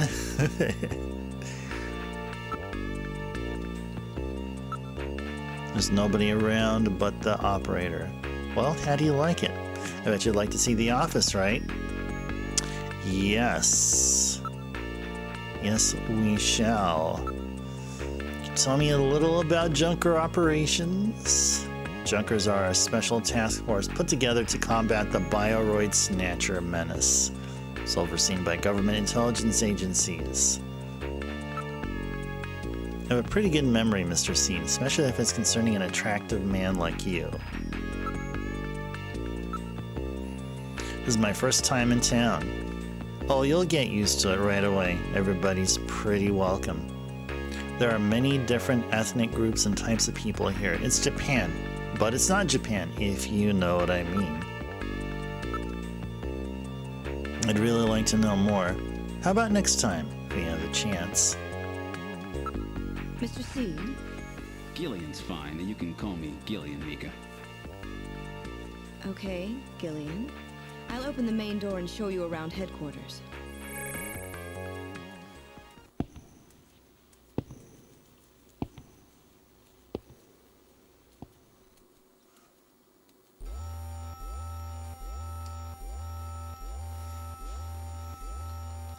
Let's go to the computer room. Oh, that's right. The chief told me to bring you down as soon as you showed up. The chief? Yes, our big boss here at Junker headquarters. That's his office right over there.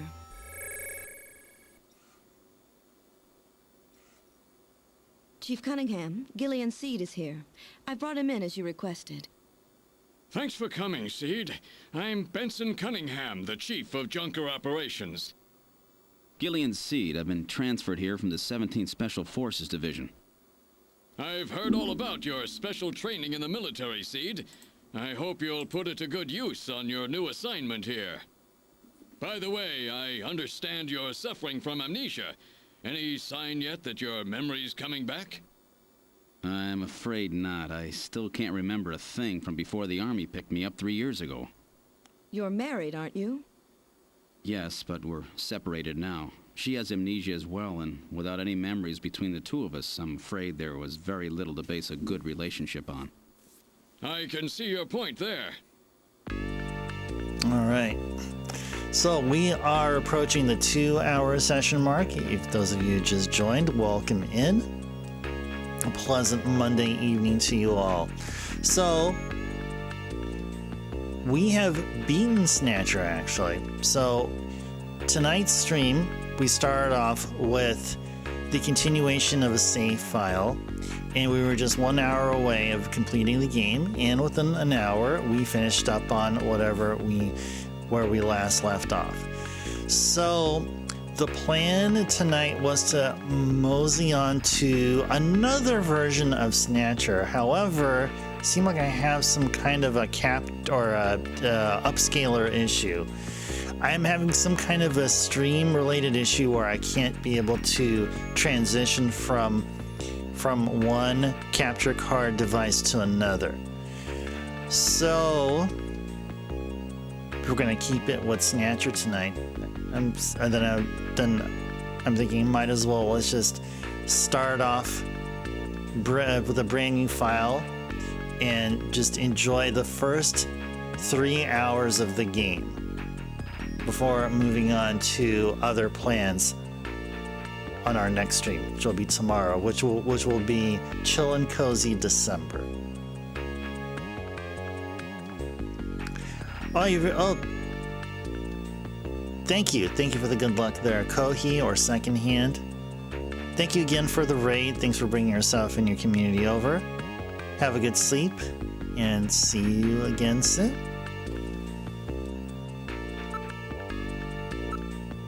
So he's the chief of Junker operations, just as I imagined him. Did you say something? No. Information from all over the world is continuously pouring in. It's a nice night view of Neo Kobe. Too bad there are snatchers lurking out there somewhere. Neo Kobe at night. Great view, don't you think?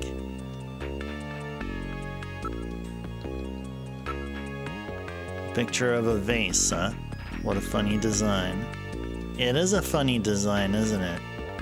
Isn't it? isn't it? Seed, I'm no snatcher. Yeah, you are. Yeah, you are.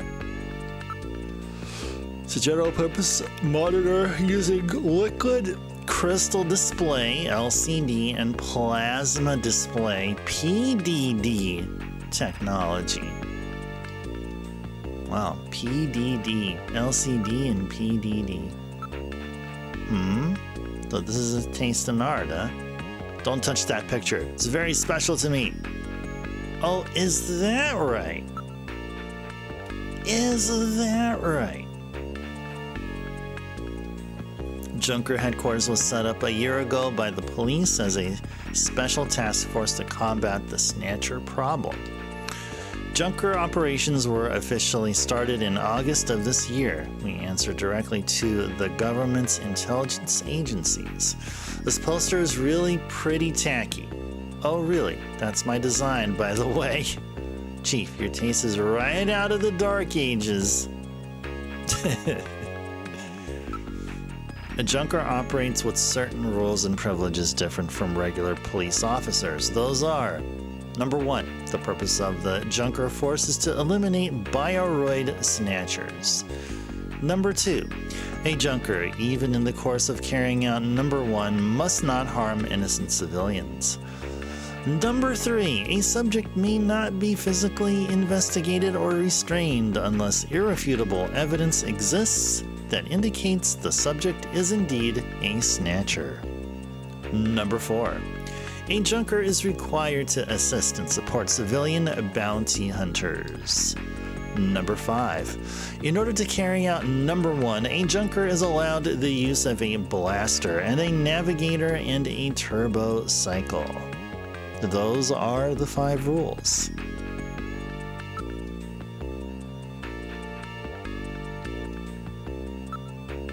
A junker's job is highly specialized and extremely dangerous. That's why there are so few of us. I'm the chief, Harry's the engineer, and then there's Mika. Gibson and you are our runners. It's just the 5 of us. Yes, 3 years ago, the Snatcher suddenly appeared here in Yokobe. We have no idea where they come from or what they want. We do know that they kill, copy the appearance of their victims, and take their place in society, and that their numbers are increasing. It's a robot designed to assist junkers by performing all types of analysis. It's got a pretty good sensor setup too.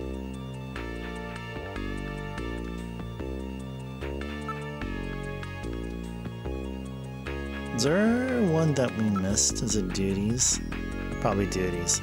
A junker's job is to figure out who the snatchers are and to eliminate them. I want you to put your special training in the military to good use and investigate those points about snatchers that we don't yet understand. We've got to put a stop to them. That should be enough to make your duties as a junker quite clear. This is your junker ID card. It will identify you as a junker. Carrying it allows you to exercise your special authority. I see. Sort of like a police officer's badge, huh?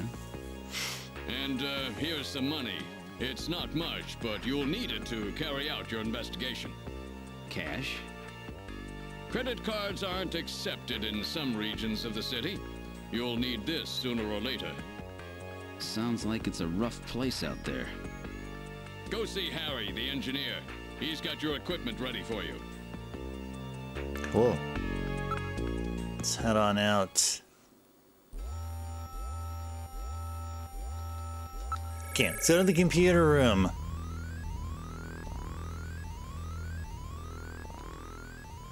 Alright. Antiques in the computer room, huh? Haven't seen a keyboard in some time. Let's look at Mika's face. You are truly beautiful, Mika. Thanks, Gillian. I'll take that at face value.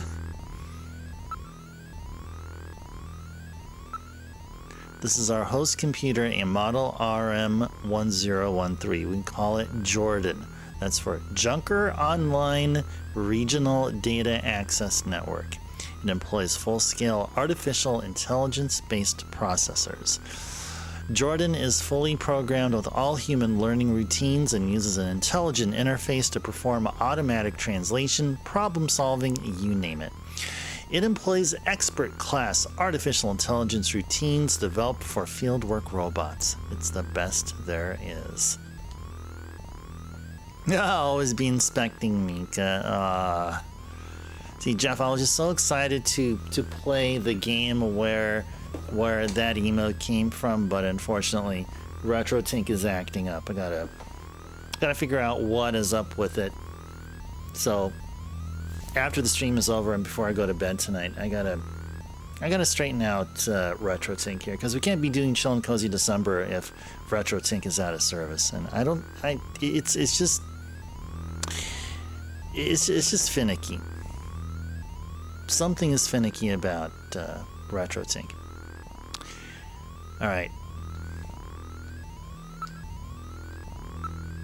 First, put your Junker card in the slot. Once it's confirmed you as a user, you just follow the instructions that Jordan flashes on the screen. Go ahead, sit down here. Once you're registered on the system, the rest is easy.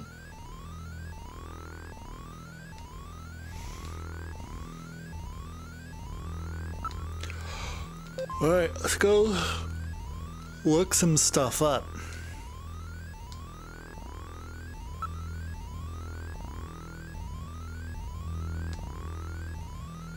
John Konami.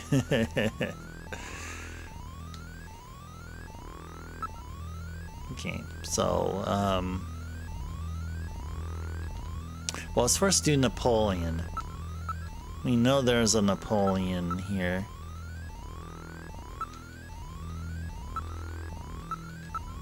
Not like we need to, but let's do it. Napoleon Bonaparte, 1769 to 1821, aka Napoleon I, aka the Little Corporal, Emperor of the French, 1804 to 1814, a brilliant military strategist. He deposed the French Directory, 1799, and proclaimed himself First Consul, saying the famous line, "The revolution is ended." Later, he proclaims himself Emperor, 1804. His military and political might gripped continental Europe but failed to encompass Great Britain. After a disastrous winter campaign in Russia of 1812, he was forced to abdicate by a coalition of French marshals, 1814. Having been exiled to the island of Elba, he escaped, briefly regained power, and was ultimately defeated at Waterloo, 1815, and exiled for life to the island of St. Helena, ending his final 100-day reign. His codification of laws, the Napoleonic Code, still forms the basis of French civil law. Alright. Okay, let's put Mika up in here. How about Mika?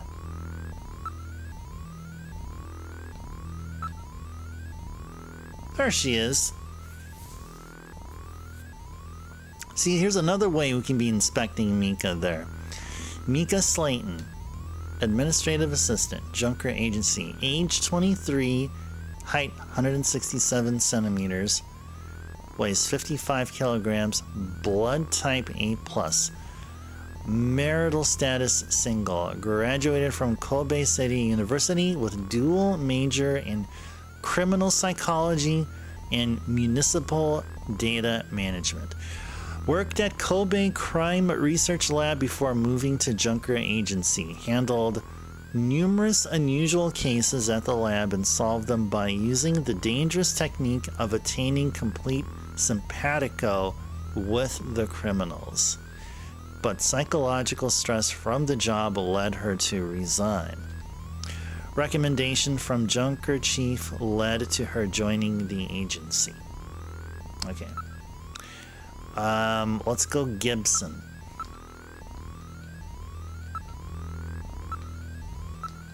maybe, who knows? We're gonna get Katrina or Jean-Jacques. We got Jean-Jacques Gibson. Runner, Junker Agency. Age 55, height 185 centimeters, weight 78 kilograms. Blood type O+. Family, wife, Alice, deceased. Daughter, Katrina, age 18. Officer in Police Science Division since 2015. Wife killed by Snatcher in Bioroid Panic of 2046. Requests and is granted transfer to Junker Agency. Okay. Now let's go check out Katrina.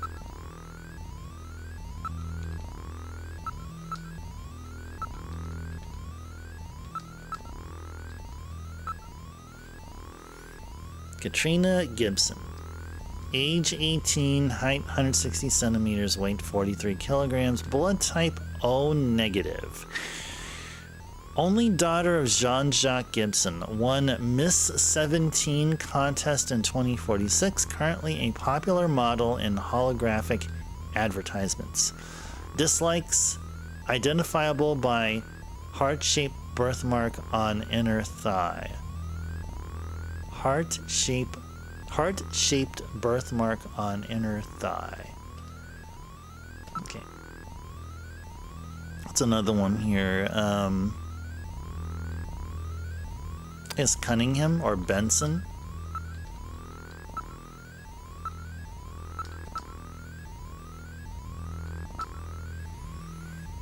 Benson Cunningham. Chief, Junker Agency, age 46, height 180 centimeters, weight 75 kilograms, blood type B positive. Lead Special Anti-Snatcher Force Foxhound. Hey, Foxhound, that's a Metal Gear thing. That's a Metal Gear thing. Anti-Snatcher Force Foxhound before being named Junker Chief. Also served as tactical instructor in Foxhound Special Force in the 20s. Participated in 2033 Wellington Olympics in Judo. That's pretty cool. What's another one? Harry.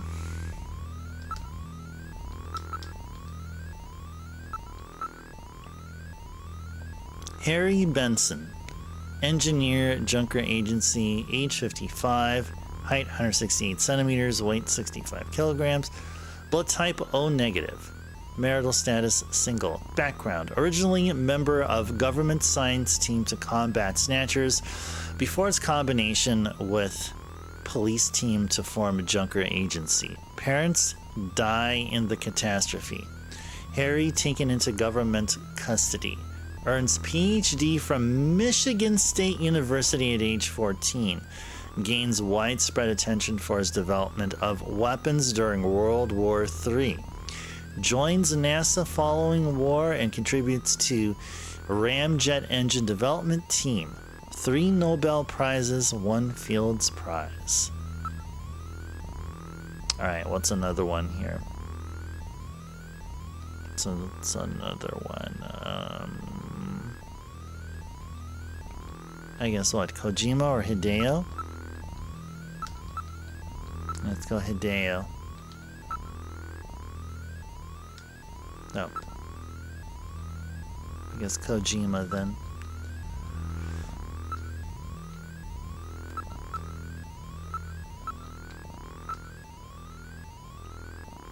Hideo Kojima, birthday August 24th, 1963. Virgo, blood type AA. Personality, 3rd generation family man. Nickname Ojama. Favorite game Zabika. Message, Snatcher has crossed the sea. I hope you all enjoy it a lot. Alright, what's another one? Jamie?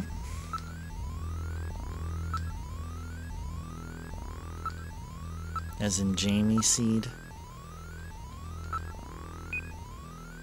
Cannot execute request. You do not possess a high enough security clearance to view this data. A minimum Class 7 ID is necessary to open this data gate. Why can't I access Jamie's data? Okay, how about himself? How about Gillian?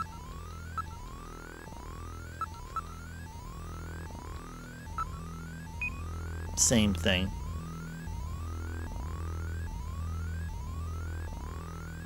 Why can't I get at this data? For some reason, I can't get access to my own or to Jamie's data. Mika, what's this level 7 information class? Level 7, that's way above even the chief. That's really odd. Yeah, it is. Let's see, who else can we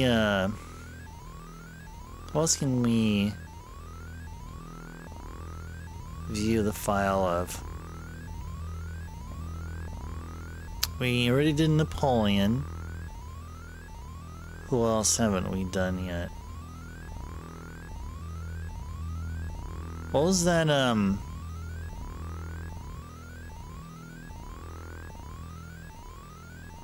yeah, I was trying to think.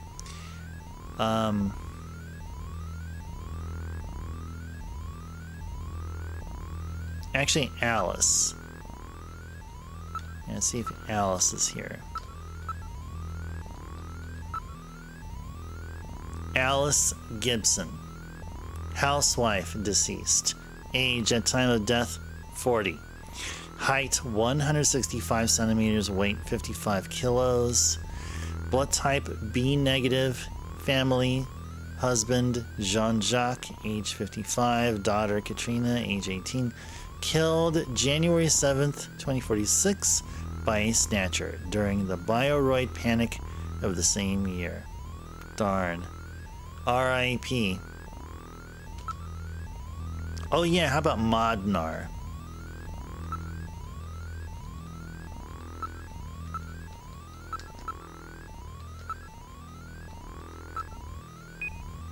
No matching names. Yeah, how about random?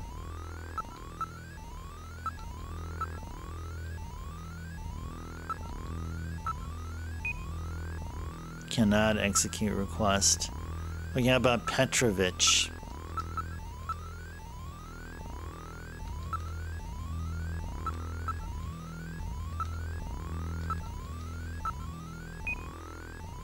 No matching names. Alright, so we'll quit that. Check out some fact files here. Alright. What do we want to know here? Let's do history here. World War III. Let's go with the catastrophe. The catastrophe. On June 6, 1996, a mysterious explosion destroyed the Chernobyl research facility near Moscow. The explosion released a biological weapon called Lucifer Alpha, which has been under development by the old Soviet regime, into the atmosphere, creating the greatest biohazard in history. Within 1 week, the bacteria spread throughout Eastern Europe and Eurasia, killing 80% of the population there. 6 months later, Lucifer Alpha suddenly mutated into a non-lethal form, which is called Snow 9. Northern Eurasia, now an unpopulated wasteland, was designated and remains a United Nations neutral zone to prevent unauthorized exploitation. Since the disaster, which has become known simply as the catastrophe, hundreds of research papers have been published purporting to reveal its causes, but the real reason behind it remains unknown.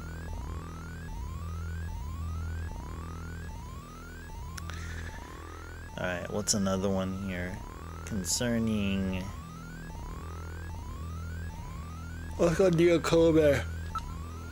Ugh. Ooh, Alpha 1, Snow 9. STBL, Liquid Sky, Black Market. Snow 9. Yeah, we're doing a lore dump here, Jeff.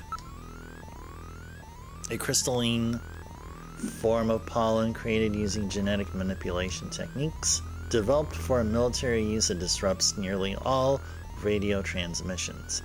It is poisonous to humans. In large quantities, it can cause symptoms similar to respiratory arrest, while even small quantities cause allergy-like symptoms such as sneezing and runny nose. Larger than ordinary pollen, the crystals are visible to the naked eye and appear similar to snow, hence the name.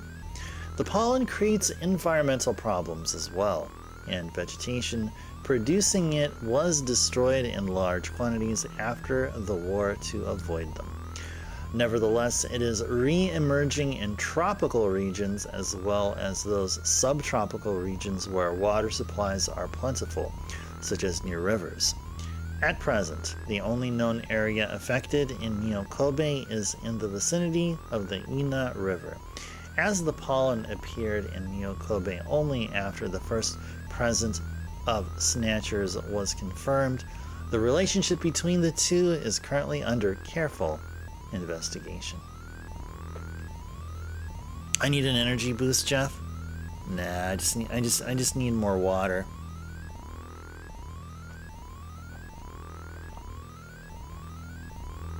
Cooking up some calorie-dense Nyokobe pizza. I need to first have. I have stuff to cook to cook some eggs. It's really the only thing I have currently. And making any kind of a pizza, even Nyokobe pizza, that requires some skill. And I doubt I have such culinary skill. Alright, concerning Junker. Let's see. Scanning permit? Sure. Scanning warrant.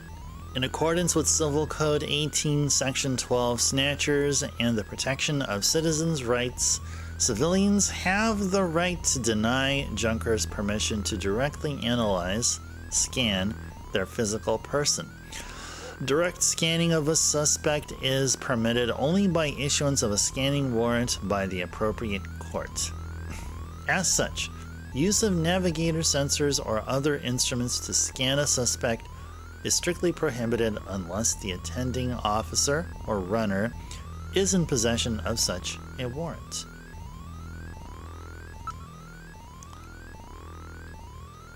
Tube liner. A linear motor train utilizing superconducting magnets for propulsion. The system was the backbone of transport in Nyokobe for 30 years after the war, but was scrapped due to the spread of slums in the south and the introduction of automatic traffic control via central computer. The original plan was for trains to travel in near vacuum tunnels to reduce air resistance to almost zero. But high costs and the weak foundations of the reclaimed land in the city prevented realization. The abandoned tunnels of the system still exist. Demolition efforts have been hampered by property ownership disputes and the weak foundations.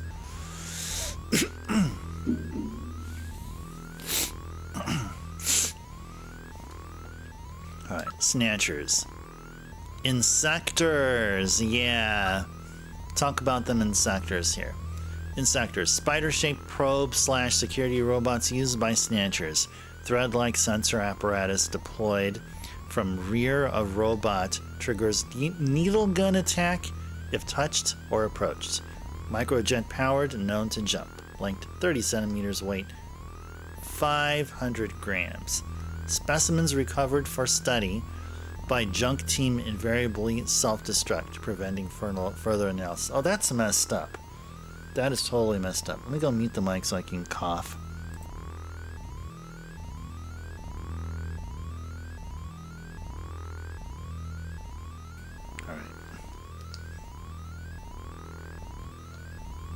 Culture-science. Okay, science. Science.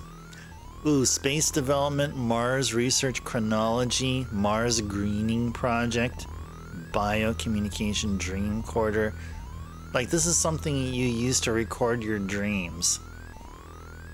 Let's go read up more on this dreamcorder. A device for recording human dreams. Pickup of brain waves allows for playback which recreates distinct sights, sounds, and physical sensations. However, regulations prohibit playback by other than a licensed counselor or psychologist. Recordings are not legally admissible as evidence in a court of law. Alright, space development. Plans were made in the late 20th century to develop space resources for the betterment of mankind, but global warming, the catastrophe, and other factors harmed the environment, speeded this trend significantly. The construction of the U.S. space station Freedom, as well as the development of successful fusion-based propulsion, represented enormous steps forward in this effort. At present, a helium-3 mine to provide fuel for fusion rockets is under development on the moon. In addition, the New Promised Land project to create permanent colonies on Mars is in advanced stages. Ooh. Let's go read up on Mars. Mars Research Chronology. August 1988, the Phobos project. Phobos 1 and 2, launched by the former Soviet Union, explore Mars and its two moons, Phobos and Deimos. October 89, Mars Observer, launched by the U.S., studies the planet's atmosphere and soil. April 1997, PESTA project. Unmanned probe retrieves data on Mars, asteroids, and comets. Project initiated by Eastern European nations, but the catastrophe forces transfer of the project to the U.S. December 2005. Construction begins on Wells Project, an unmanned robot production facility on Mars. June 2010. First satellite put into permanent Mars orbit. July 2015. Construction begins on experimental manned base Le Guin. How do you pronounce that? Anyone French? Or anyone that knows French? How do you pronounce that? Guin? Guin? Le Guin? Le Guin? Le Guin? Anyway. November 2022. Hey, that was just like 3 years ago. Construction begins on Mars spaceport. Moorcock. June 2025. Hey, that was just like 5-6 months ago. Completion of early manned base Herbert. December 2030. First full-scale Mars base. Vonnegut or Vonnegut begins operations. January 2035. Operations begin at Asimov, the first mine on Mars. Mars Greening Project. The Mars Greening Project, a project to turn the barren planet into a lush green world like Earth. Initially, large reflecting mirrors would be placed in orbit to reflect heat radiation back down to the planet. Simultaneously, greenhouse gases will be released into the Martian atmosphere.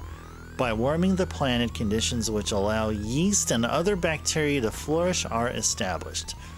Following this, the oxygen given off by these bacteria will be employed to make conditions favorable for higher forms of life. The vast underground deposits of frozen water, the existence of which was discovered by earlier bases on the planet, have moved this project from the realm of fantasy into likely reality. At present, phrases like "turn the red planet green" and "Mars, the new promised land" represent the energy that those involved are putting into the project. Phase 1 of the project, the installation of reflecting mirrors around the planet, is currently scheduled for 2049. A rocket carrying the first immigration investigative team to Mars, the Beagle Jerusalem, was launched just last week. Nice. This is some interesting stuff. You guys digging it? Really interesting data. Biocommunication. Communication without language by mechanically detecting and encoding the organic responses of chemical and other products given off by living organisms. The technique is hoped to provide a way for humans to communicate with other species someday, but logistical obstacles have limited it to scientists' one-way observations at this point.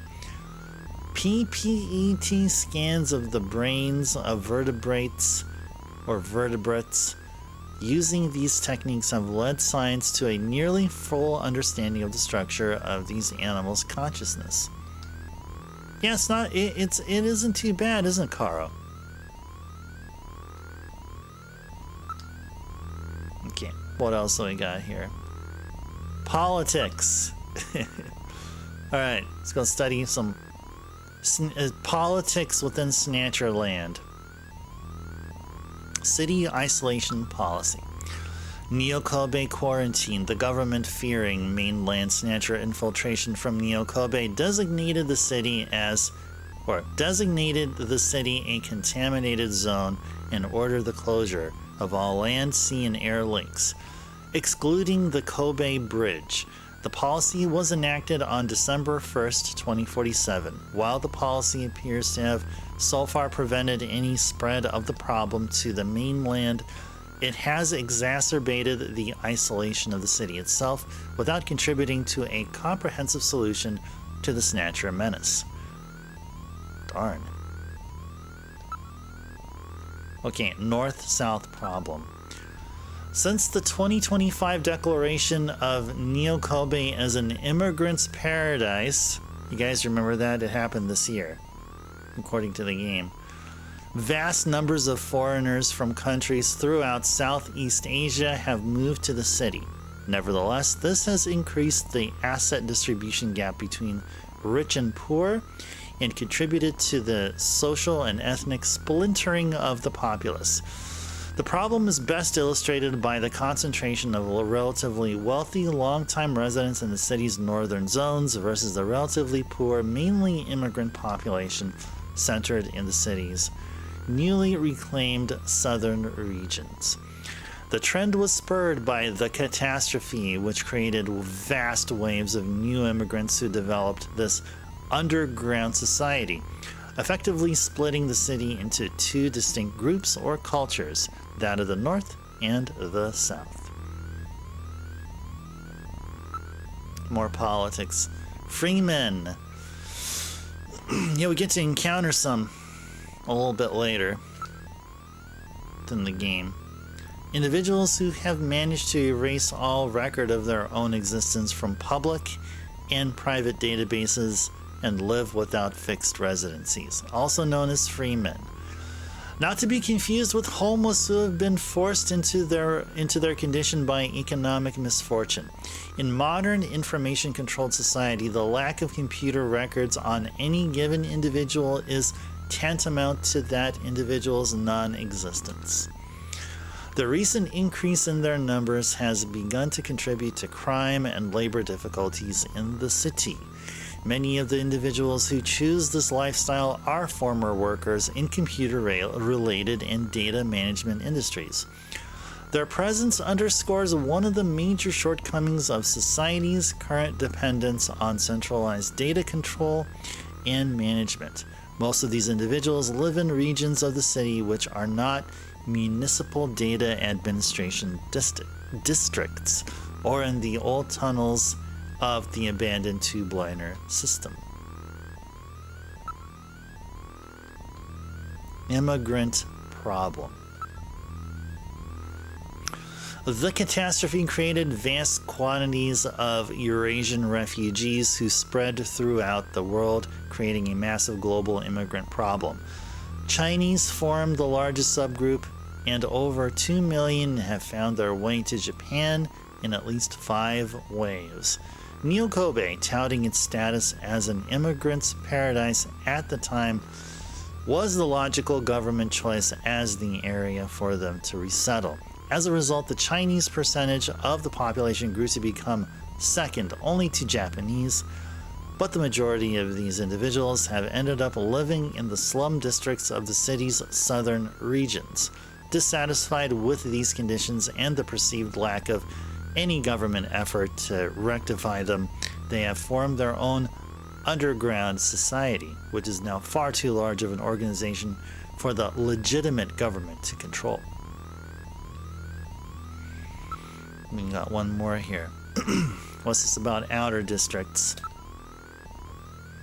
Neo-Kobe can be divided into two distinct areas, those regions where satellite and fiber optic cable networks are used to manage all forms of data, the so-called municipal data administration districts, and the mainly slum regions which are not under such control and oversight. Individuals who cannot get personal guarantees or identification invariably concentrate in the latter regions, as the lack of such ID prevents social functioning in the controlled regions of the city. Oh yeah, their merch welcome in. Pleasant Monday. Hope you had a wonderful weekend. No forms of cards or credit are accepted in these areas. Cash is the only currency. While government proposals to remedy the situation have been discussed for a number of years, debate over implementation methods, civil rights, and the like has prevented any actual progress from being made. Approximately 30% of the city's total area is officially recognized as falling outside of the municipal data administration districts, and at least another 10% is believed to be similarly beyond government control, though not yet designated as such. It's a lot of stuff there. Longest weekend merch? Merch. We've already beaten the game tonight. When we started tonight's stream, we were just before going to the final dungeon, and we completed the final stretch of the game, and then we saw ending credits. So you happened to arrive at the perfect time. We already beat the game, and we had like another 3 hours of stream to go, so might as well just start at the beginning and enjoy the first 3 hours of the game. I mean, just to make it succinct. I know it's a little bit more complicated than that. You didn't want to see the ending before catching up on the beginning? Oh, there you go. There you go. Yeah, we'll keep it spoiler free for you.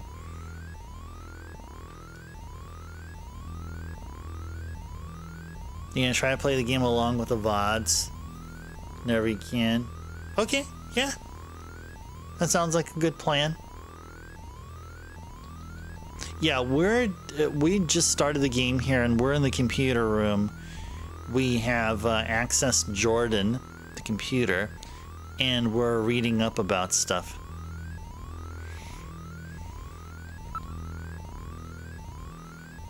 All right. Let's start studying about Snatchers here. Snatcher characteristics. Number 1, Snatchers operate almost exclusively at night and during the winter months. Number 2, Snatchers only snatch VIPs. Their ultimate goal appears not to be the snatch itself, but some secondary effect of it. Number 3, Snatchers' targets are restricted by their physical size. While they can adjust the size of their major body areas, these adjustments are limited. As such, their victims are exclusively persons of 150 to 180 centimeters in height. This makes snatching of children, the elderly, etc. impossible. Number 4, Snatcher weapons, a mouth-firing laser cannon. Number 5, weak point, thin slit portions of their skull armor which make head size adjustment possible. So just shoot him in the head. Alright, Snatcher chronology.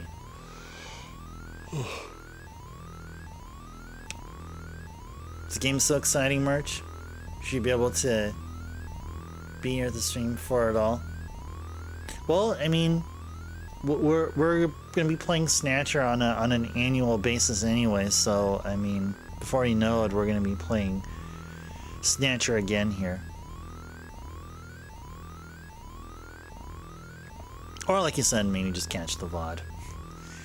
Snatcher history. December 22nd, 2044. First contact. The Bioroid's remains are recovered from the wreckage of SRS Flight 4003, which crashed in the Roko Mountain Range.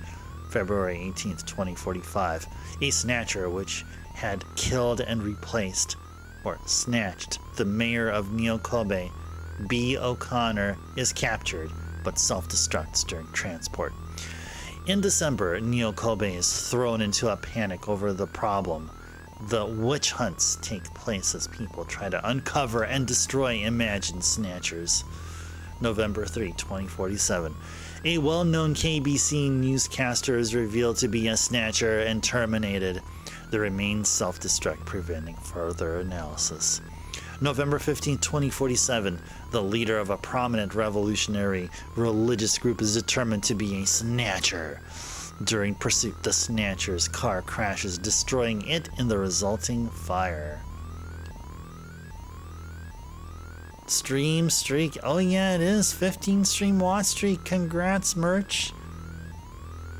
Congrats on your 15 stream watch streak. Those are some 415 well-deserved bonus ice stars. Congrats, merch. November 20th, 2047. The former president of a biotechnology firm is uncovered as a snatcher and terminated. During transport, the remains are stolen. See, all this time, they find a snatcher, then all of a sudden, no data or anything remains of it. Oh, you're welcome, merch. Alright, Bounty Hunter. Bounty Hunter program. In order to elicit civilian support in the effort to combat snatchers, the government instituted the following reward program.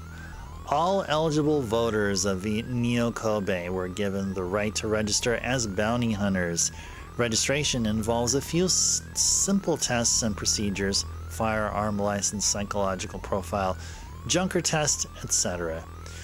Actual rewards for snatcher termination depend on individual circumstances. Government also provides numerous insurance benefits for those injured or killed while attempting to terminate a snatcher. Alright. What's some other stuff we can study here? I don't think we looked at all the history there. Let's go check out World War III. World War III, 2010 through 2011. Oh, do we guys remember that? 2010 through 2011? I think we were all busy playing PS3 games. Or, yeah, PS3 games. To even be aware that there was a World War III, right? On August 8th, 2010, 14 years after the catastrophe, war broke out over possession of northern Eurasia, left uninhabited by the disaster. Conservative Soviet leaders who managed to survive the catastrophe received military support from China and launched an invasion of the region. Nevertheless, Western economic sanctions forced the Chinese to withdraw the support, leading to victory for Western forces. Ending just 6 months after it began, this conflict has become known as the Half-Year War.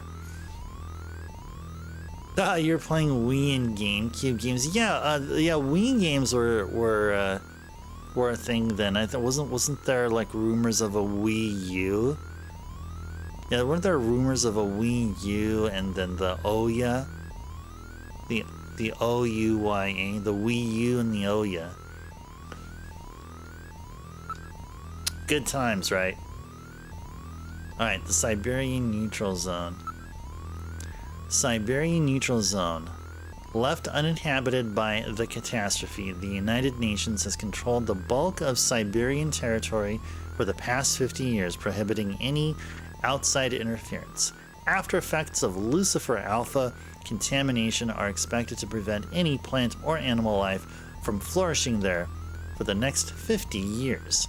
In order to prevent reoccurrence of something like World War III, the United Nations has set up extensive monitoring stations on the borders of the region.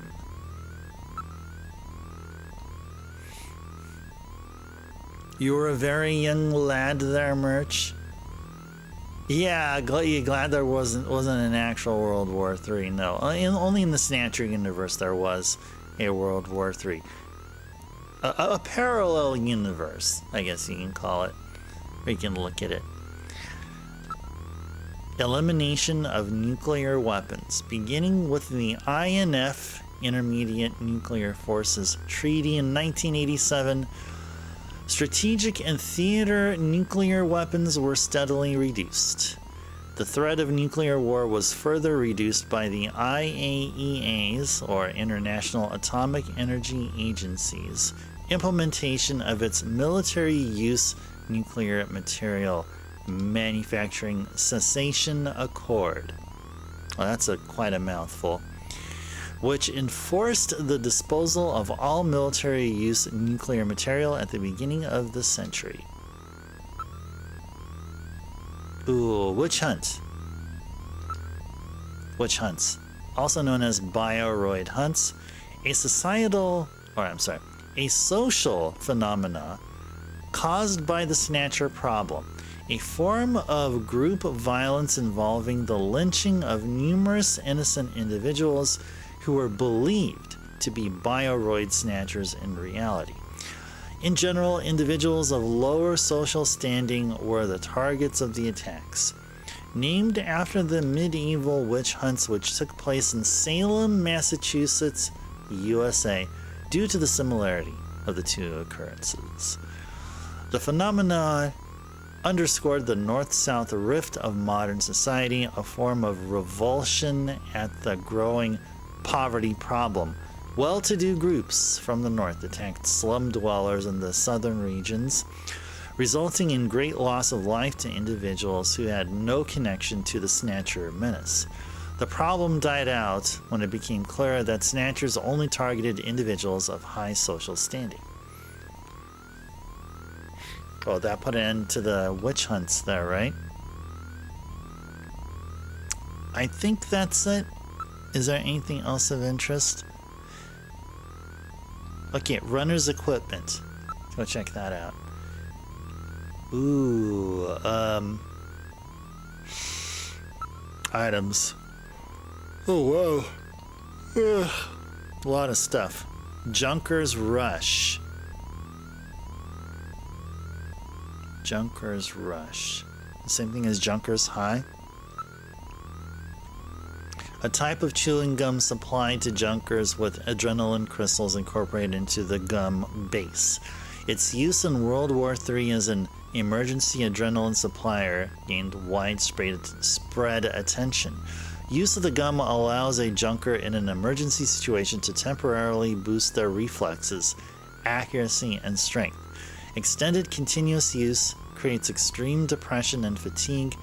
Its effects are similar to the burst of superhuman power occasionally observed in persons caught in extreme circumstances, such as fires and other accidents.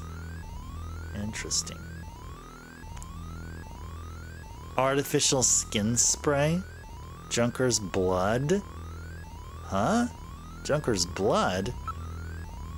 Runners have adopted the following two blood transfusion techniques for lowering the risk of death due to injuries suffered in the line of duty. Number 1, artificial blood exchange.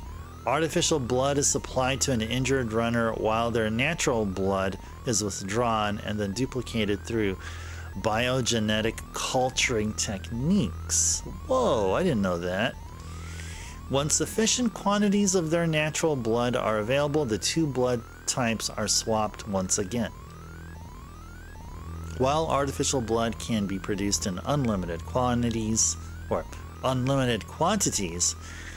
making it useful in cases of massive blood loss, its ion structure places strain on the recipient's organs, making prolonged use inadvisable. Number 2, Self-donation, personal blood bank runners. Runners collect their own blood through regular donation. This blood is mixed with a nutrient solution, concentrated and stored at -42 Celsius. In an emergency, the blood is flash thawed and returned to its owner. Did not know about that. Okay, what about this artificial skin spray? So if junkers get a paper cut, instead of putting a band-aid, they apply the skin spray on them. Developed with protein engineering biochemical technologies, the spray, when applied to exposed skin, provides high levels of protection, including resistance to heat and physical blows. While oxygen transfer can take place, sweat and other waste matter cannot be expelled, limiting continuous usage of the spray to 24 hours. Alright. Why is there a... What's with the coat? A heavy-duty trench coat designed for runners, constructed with alamid fiber fabrics and Flexion armor components. Oh, so it's also bulletproof. It has bulletproof vest material there too, I guess. The use of two forms of alamid fibers, heat-resisting forms capable of withstanding 800 Celsius, and penetration-resistant forms capable of supporting 50 kilograms over a 0.1 millimeter area, make the coat's extreme durability possible. I want one of those coats, not like I'm ever going to a dangerous area, but just to have it around. Might be comfortable. Flexion armor installed around vital organ areas helps protect the wearer against physical blows or external pressure. Use of these materials makes manufacture to exact specification of wearer necessary. Okay, so we're slowly approaching the 3-hour session mark. I think... Let's go check out the turbo cycle. A land-air vehicle used by junkers. 3 wheels are available for ground travel. Wheels are retracted during jet-powered hover or full flight mode. Vehicle's onboard computer is linked to city's traffic network, permitting completely automatic operation. Manual operation also available. Onboard computer assists driver during manual operation, depending on their flight driving abilities. Automatic computer takeover feature installed to help prevent accidents in emergency situations. We're slowly going towards that, guys, like in reality, I feel. Again, but blaster.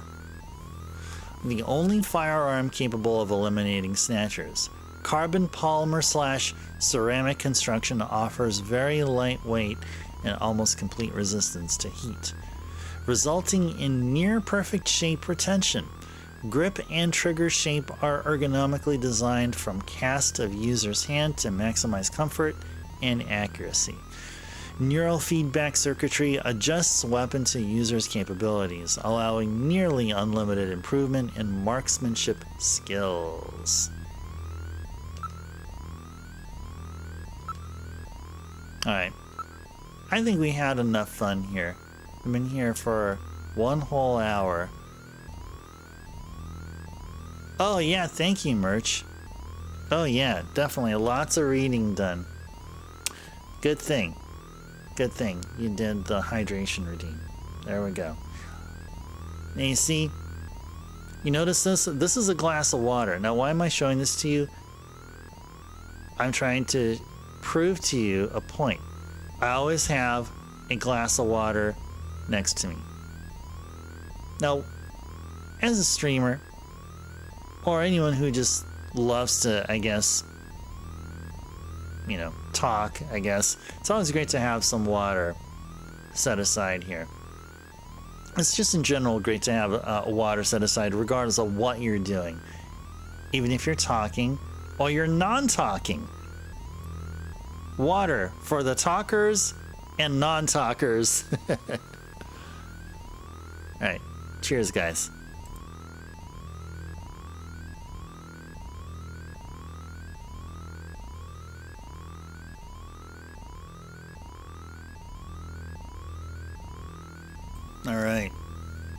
Talkers and non-talkers. Where did I get this glass? Oh my gosh. I'm trying to recall where I got this. This one, I believe. Did I get this at some? It was some. I don't know how you describe the store, but it's like a warehouse store, which exclusively sells home stuff. We're not talking about hardware. We're not talking about like Home Depot or something like that. Not like a hardware store. But it's one of those big box stores that sells home stuff. Like you have an aisle of lamps, an aisle worth of rugs, an aisle of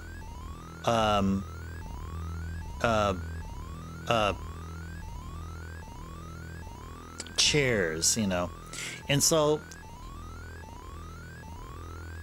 I think so, yeah. It's like Crate and yeah, I think Crate and Barrel, yeah. So this was on some, I don't know what it was. It was an aisle full of whatever. Maybe this actually wasn't a drinking glass, but actually was meant to be. You're meant to put like a candle on it or something. I don't know. Well, anyway, this is where I if I remember correctly, that's where I got this from. Yeah, this isn't really supposed to be a drinking glass, but it's supposed to be some kind of a decoration. You want to find a copy? I'm trying to recall the name. I think the one I went to is called At Home. ATHOME. All like in one word. I think that's where it is. If you have an At Home anywhere in your area, then go check it out. But I got this like, oh gosh, we're probably talking about like early, I think it's early this decade. I think it's either 2020 or maybe late 2010s. Maybe you got this 2018, 2019, somewhere around there.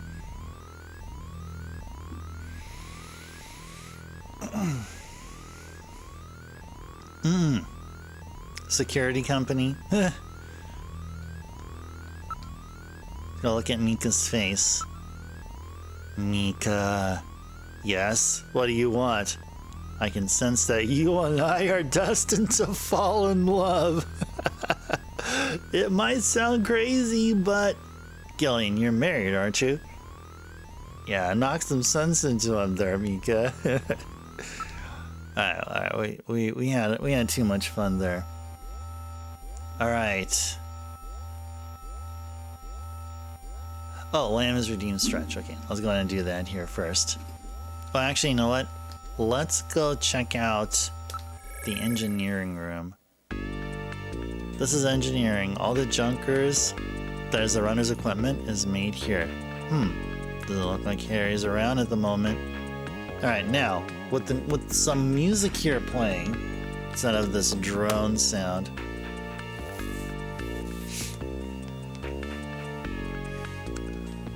A water one? Oh, we already did it, Lamb.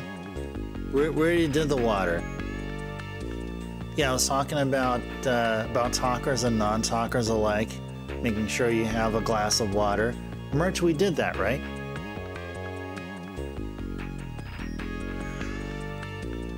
Oh, you did? Blue rimmed and it's skinnier? Oh, nice. Yeah, I mean, I swear that must have been where I got it. It had to have been there. I didn't go to like a Bevmo or something. A Beverages and More.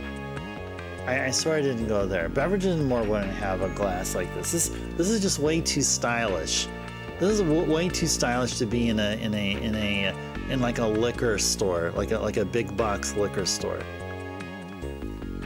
Yeah, I mean, instead if you went to a place that would be like a sponsor somewhere within, you know, like a beer company or a wine company or a, a hard or spirits company or whatever logo here. All right, let's go stretchy at the 3-hour session mark. You have to go in person? Yeah, do so, yeah. If there was one nearby and it's not too far from you, yeah, I highly suggest it. Oh, you saw it was a mason jar? Nah. No way. Now those would be cool. Actually, now that you mention it, maybe that's what I really should be rocking. Those mason jars, they're really comfortable to drink off of. Especially if it's a nice cold drink. Nice cold mason jar. Alright guys, let's go stretch our arms all the way up. Relax. Pretend your fingertips are touching the ceiling and then piercing the ceiling. Your arms are stretching all the way up toward the sky, into the stratosphere, outside of Earth's orbit. And take a deep breath. Feels good. Does feel good. You're a fan of the simple cylindrical design merch? A nice uniform cup? Yeah, I guess that's why I like it. This has been my water redeemed glass for all this time, because it just feels easy to handle, and it's simple, and you know. Is it black or blue? It's blue. Yeah, you can see the color really well here. Yeah, it's blue. It is blue.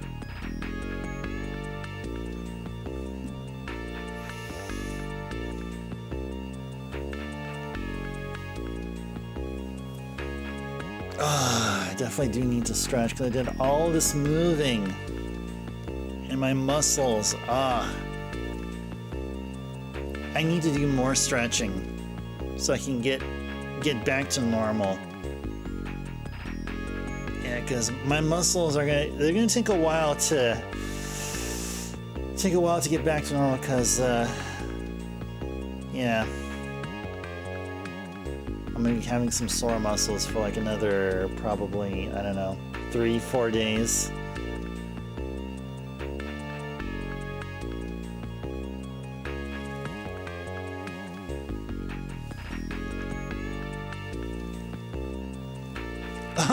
No, don't worry, Merch.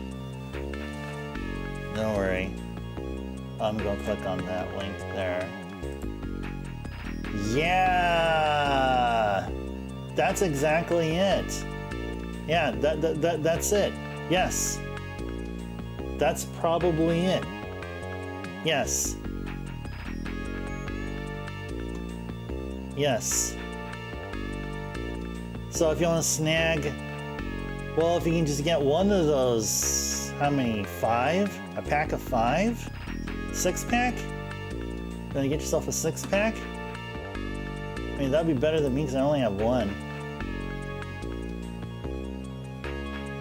Oh yeah, a world market? Yeah. I don't know if there's one nearby, but world market, yeah, I've been to them.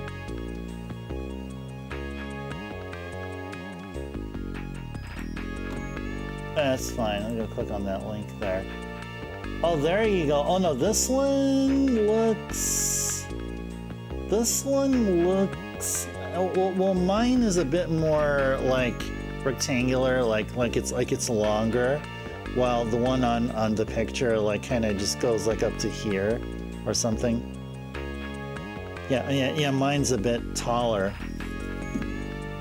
No, the first link that you showed, like the Amazon one, this with the 6-pack, that looks much more closer to this. But I mean, I guess if you just want to like kind of like do your own thing and not be like, you know, using the same glasses Ice Turbo does, you can just go ahead and rock the shorter glass, and that'll be your style. I mean, if that's what you want to do, and if it matters to you, it's necessary to match what I have. Okay, so then go for that Amazon link, or find a listing for one instead of a 6-pack. But if you want to get a 6-pack, then for sure. All right, did we finish stretching? I don't think we did.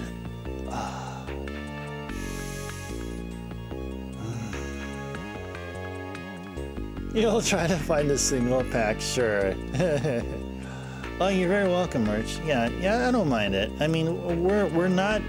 I mean, at this point right now, for the past like hour or so, we've just been screwing around because we already beat the game, and we're just trying to find whatever it is that we can do for the remainder of the stream as a celebration of us beating Snatcher. Oh, Merch! I got a indication that you're continuing the gift sub that you got from Zofair. Oh, I thank you so very much, Merch. That is super cool of you. Appreciate you enjoying whatever it is that we do here. Ah, you're welcome. Oh, thank you. Yeah, my holidays have been great. They've been really great. In my new place here, I've been surrounded by, you know, this holiday feel going on, and folks just not giving a care in the world of, you know, whatever is going on in news and politics or whatever. They're just free spirited, and I'm just really digging the vibes here. Yeah, I really do. And I hope yours are as well. Merch and Lamb and everybody else.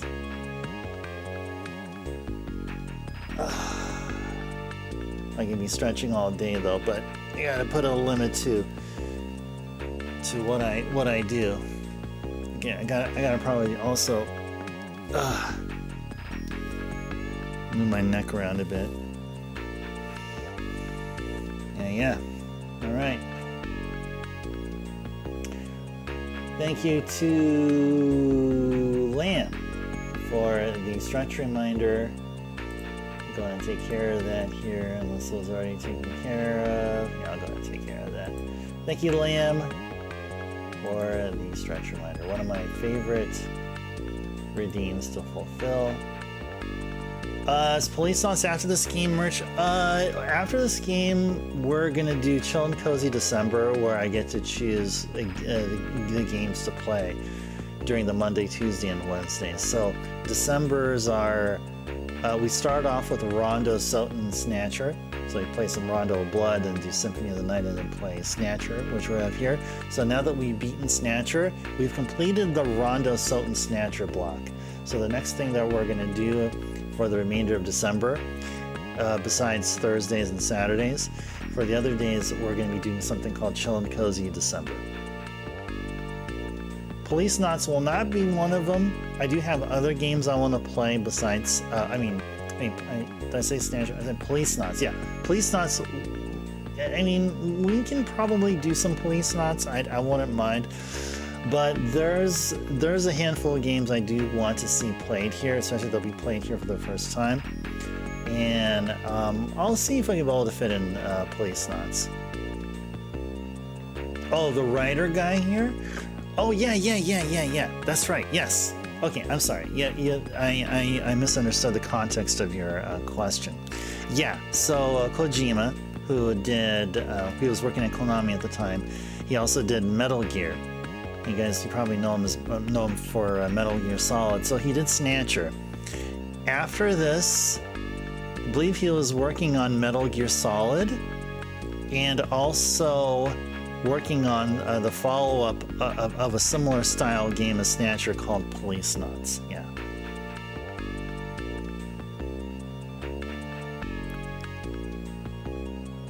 other games like CVS2? Oh, you mean like for Chill and Cozy December? Oh, it'll be. I have some PlayStation 1 games I want to play here. I also have a bunch of NES games, so NES and PlayStation 1 primarily.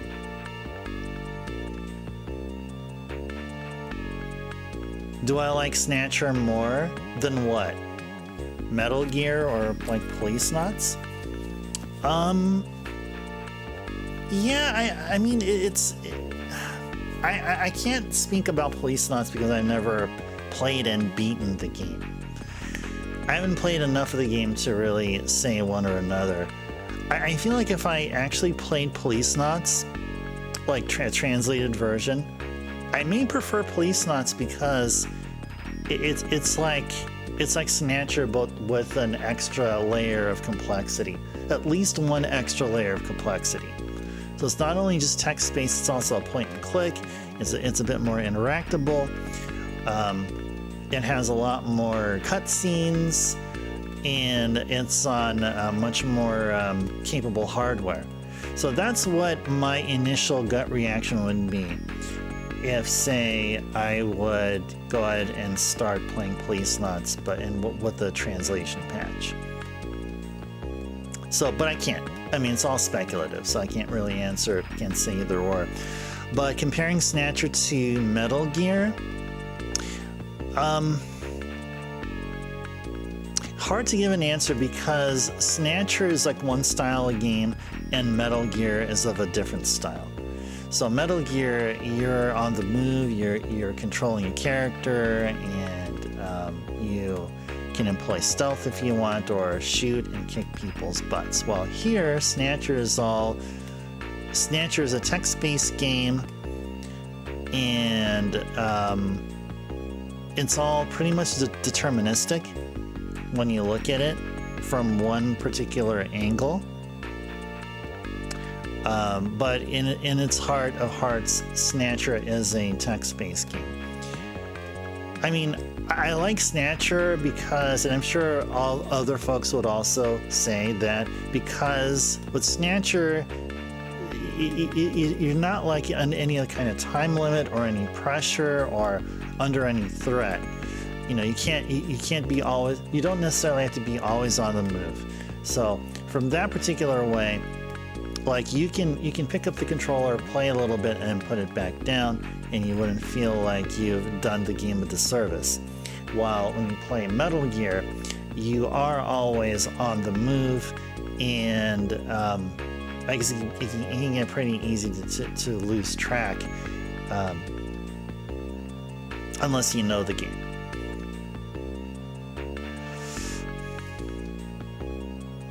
You're good at asking vague questions without enough context.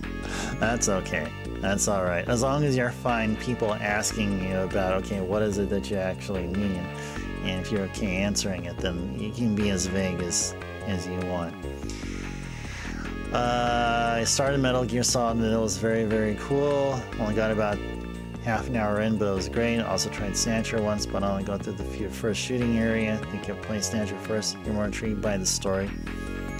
Yeah, give both of the games a try. I mean, if anything, I mean, Snatcher was created by the one and only Hideo Kojima, who's now doing Death Stranding and OD, and he just released Death Stranding 2 on the beach, and then this I'm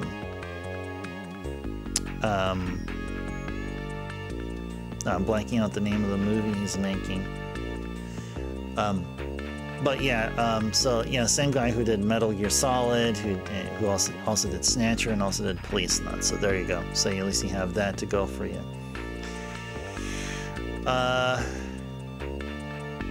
Oh, I missed a question from Carl. Will this be my last stream until the new year? No, we're gonna have stream schedule like usual next week. Yeah, we're gonna have a stream tomorrow, the day after, and the day after that, and then next week we'll have a stream on a Monday, Tuesday, and Wednesday. And Caro, your Wednesday will be will be January 1st.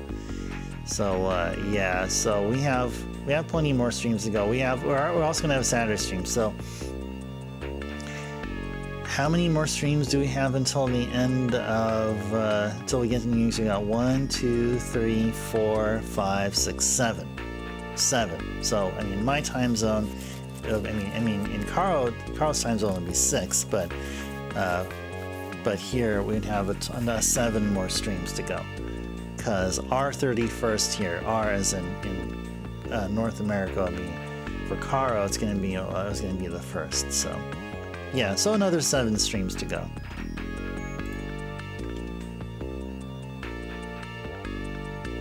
I was playing with the day after.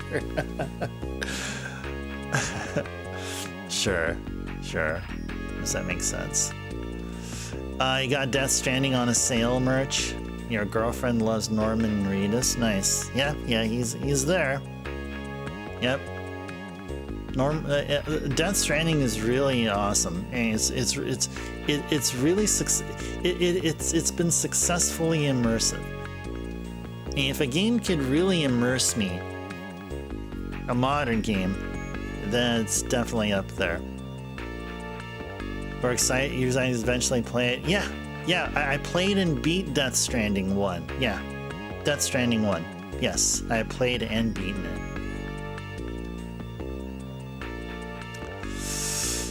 That hero have streamed this? Yeah, so mine. It's also glad to know that we're gonna have a Saturday stream finally.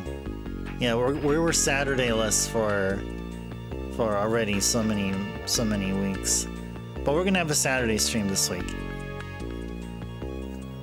Am I planning on playing Death Stranding 2? Yeah, I do. I have other games though that are badly in need of playing. So I haven't unpacked my PS5 yet in the monitor I play it off of. But I was in the middle of playing Final Fantasy VII Rebirth. The plan after playing Final Fantasy VII Rebirth is playing some of the Atlas games like Metaphor Refantasio. That's one which I'm planning to do next after I complete 7 Rebirth. And then after Metaphor Refantasio, I'll be playing Persona 3 Reload.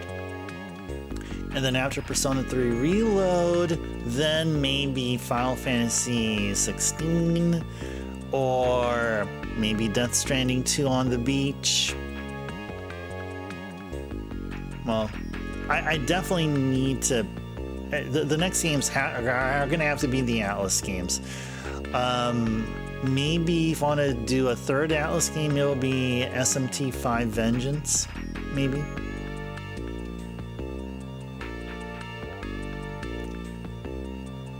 Yeah, the new Persona 3, yeah. Yep. It'll be great to get, I mean, for me, like, I'd be comparing it to the PlayStation 2 version. And Persona 3 on the PlayStation 2 is my very first Persona game I played. And the first Mega 10 game that got me into the Mega 10 universe. And then after I played Persona 3, I did SMT3 Nocturne. Is it set in Australia, Caro? Is that right? Is that right? Is that where they did their filming too? Is it primarily there, if not all there? Oh, the Steam version? Oh, SMT5 on the Steam? It was really awesome.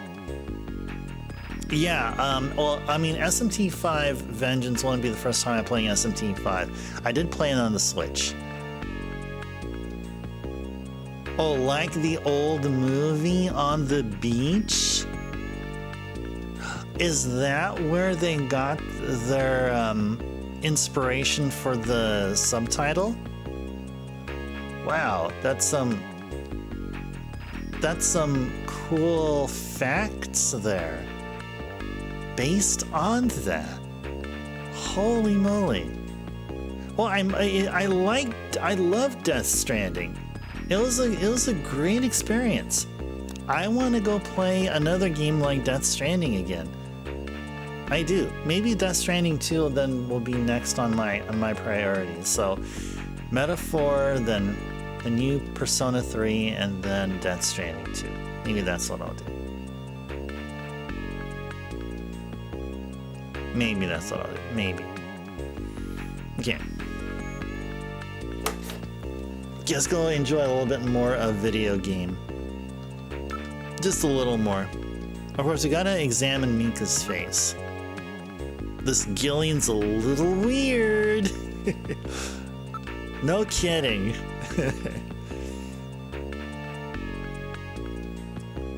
I'll let you know what I think when I get to it. Oh, Death Stranding 2? Oh yeah, definitely. Definitely. It'll take a while. It'll definitely take a while. So I got a few other games I want to knock out too before we get there. There are tools and machines all over the place. It's a regular factory in here. This room always looks like this. I don't know how he finds anything. Harry Benson is our engineer. He's a bit of a lush, but he's a friendly and sweet old guy.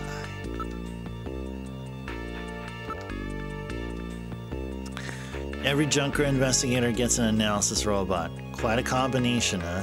We call the robots navigators. Yeah, more games than time. Yes, exactly. And the longer I wait to start a game, I've already probably purchased like 2 brand new games.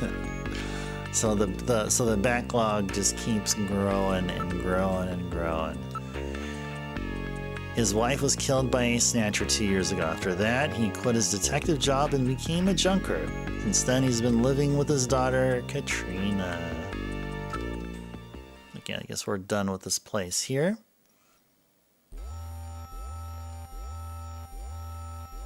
Alright, let's go to the detective's room. I'll look around the place. This is the detective's room. It's the office for our runners. That's what we call junker investigators like you. You'll be using that desk in the back. What about this desk near the door here? That's Jean's desk. Jean-Jacques Gibson. He's our ace runner. I wonder if he really can make it as a junker. A lot of information flows into here. All the information available to our runners is output from Jordan. This is an antique desk. Jean's really into antiques. Yep. That would be important in the little bit of time. That is if we continue playing this. Gibson's desk. I wonder what he's like. Looks like a nice desk, but I probably won't be using it much. This place is really different from other detectives' offices. When I first went through, did I skip some of these? When I tried, need to hear every option. Yeah, I think when I first played Snatcher, I was just randomly choosing stuff and started growing frustrated as to why the story doesn't progress. So apparently, like, not only would you have to choose every option, sometimes you have to choose every option multiple times, or certain options multiple times, before there's some story progression indication. It's quite brilliant. He's won 3 Nobel Prizes and the Fields Prize too.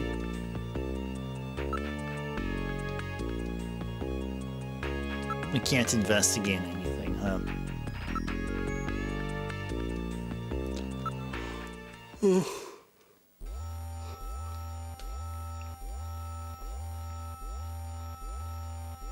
Alright, shooting range. I think once we go to the shooting range, then in a little bit we're gonna get a notification that, hey, Carrie's back. Let's look at Mika's face. We always have to look at Mika's face. This Gillian's a little weird. How do you start practice? Just follow the Junker's Eye practice system. Okay, let's go practice. You need to be careful not to miss anything. Notoriously bad at games. Just, well, I would say for strictly text-based adventures like Snatcher, it's good to like this is something I didn't catch on, but like sometimes it's good to like try again. Like sometimes, like if you choose every option at least once in a given scenario, like here, and you notice there's no progress being done, just select the options again, and then voila, then you get some notification, some kind of indication that, okay, you're progressing the story. You're going to go from one place to another. You're going from talking to one person to a different person, and so on and so forth. Gillian, you haven't got your blaster yet, have you? Let's hurry and go visit Harry. Come on, go see Harry. I think you should get some practice in first. Let's use a ray gun. Let's go. A to draw blasters, C to fire. Okay. Yes. Alright, let's go. Thank you.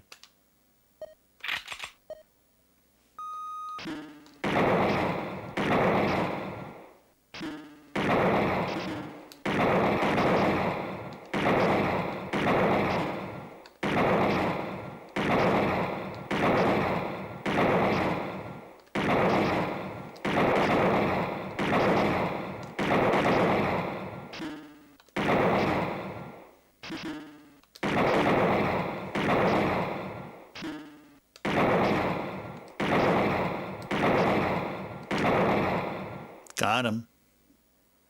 Got him.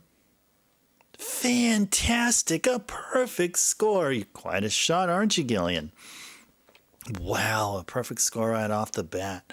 Bet you've done this before, haven't you? Yes, we have. Yes, we have. We just beat the game, Mika. No, man. First time out. I can't stand liars, you know. Due to all that practice I had in the military, Mika. Fantastic, and no wasted shots either. Jean will be surprised.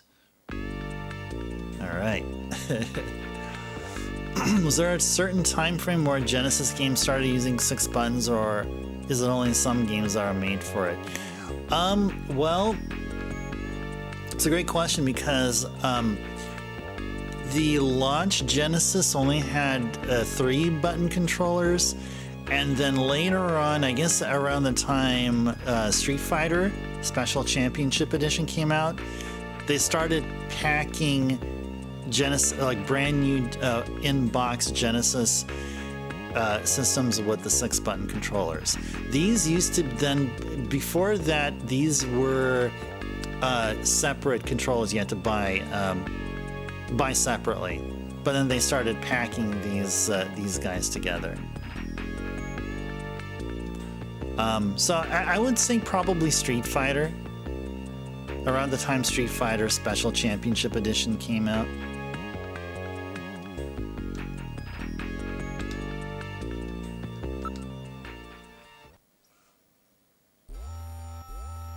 I mean, if you're asking specifically for a year, maybe 92, 93, maybe.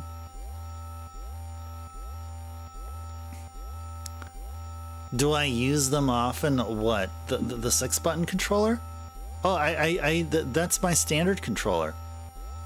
I mean, for the Wonder Mega, or the system where I play NTSC Mega Drive games, the Japanese Genesis games, I used a controller that was bundled with the console when I bought it, and it was bundled with the 3-button controller, which is fine because I don't have any Mega Drive games that utilize 6 buttons, just like I don't have many games that utilize all 6 buttons for the North America Genesis.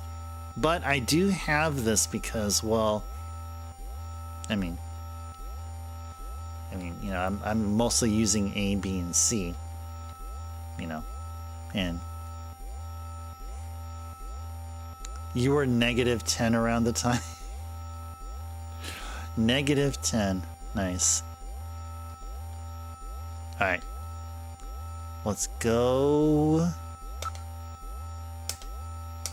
check out Harry. Oh, good. Harry's back. Great to meet you. You're Gillian Seed, right? Haven't we met somewhere before? No, I don't believe so. Really? I guess I must be imagining things.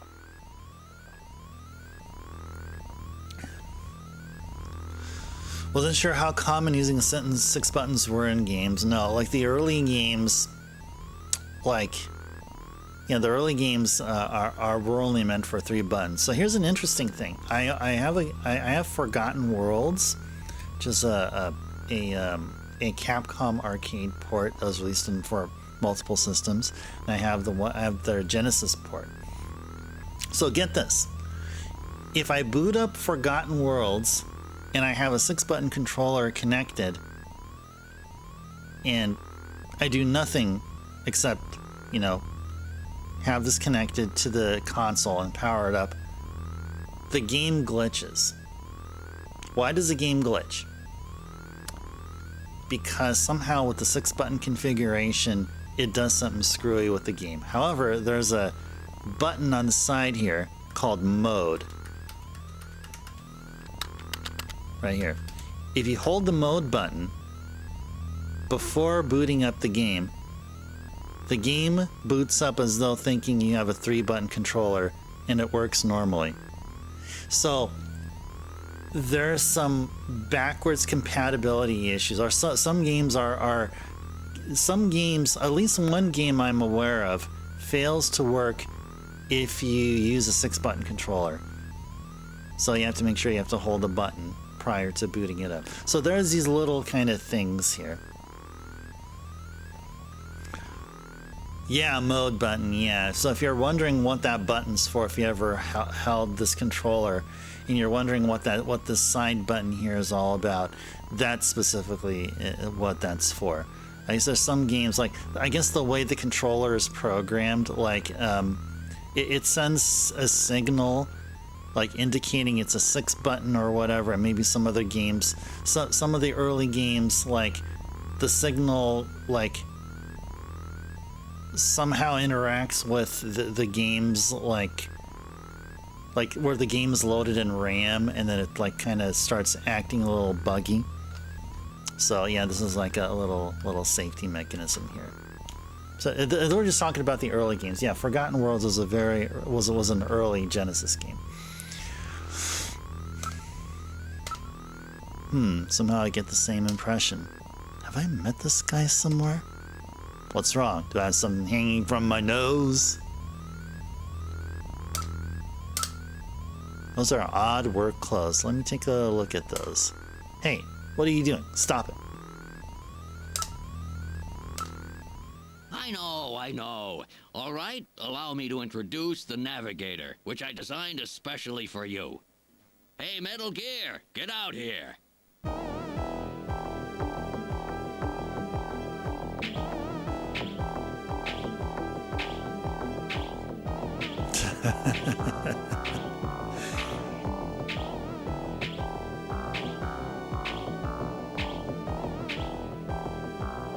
Metal, introduce yourself. Yes, sir. Pleased to meet you, Gillian. I am Metal Gear Mach 2. I am programmed to be your personal assistant. Metal Gear? That's a pretty weird name. Oh, he's cute. Thank you. I think he's turning red. I took his basic design and his name from the Metal Gear menace of the late 20th century. But quite unlike that Metal Gear, this one was designed for peaceful purposes. If imaginary non-bankrupt Sega lets you redesign a controller for their next controller, next console, did you do 6 buttons or the more common 4? You mean as a follow-up to the Dreamcast? The Dreamcast had 7 buttons.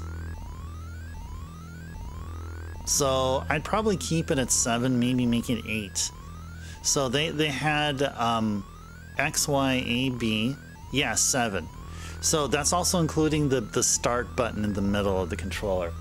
Yeah, so let me go and show you. Yeah, so we're talking about this guy right here, right? So you have 4 buttons right here. Oh, actually, no, you're right. You got 1, 2, 3, 4, and then you had 2 shoulder buttons right here. So that's 6, and then 7 is the start button right here. The start button right in the middle. So if I would redesign a control for the next console, I would try to keep it like with this style here, but probably add an extra button between the start button and the VMU window. So like it'll be start and something like select right here. That's all I would do. I mean, why mess with perfection, right? I mean, this Dreamcast controller. I mean, you know, maybe there's some things I'd tweak, like maybe have the maybe have the analog a bit more comfortable. Still keep the VMU.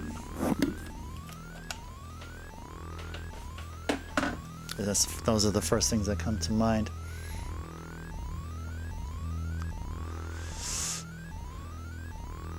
Yeah, I mean, yeah. So I mean, just adding one more button would be fine instead of, you know, adding, you know, a bunch.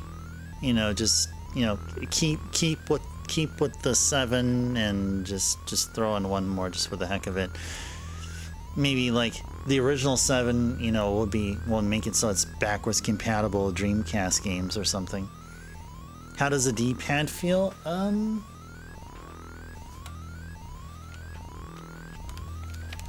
It feels better than the GameCube D-pad.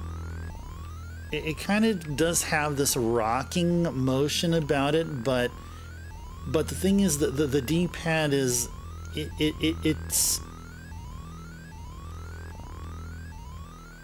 it has a good feel about it.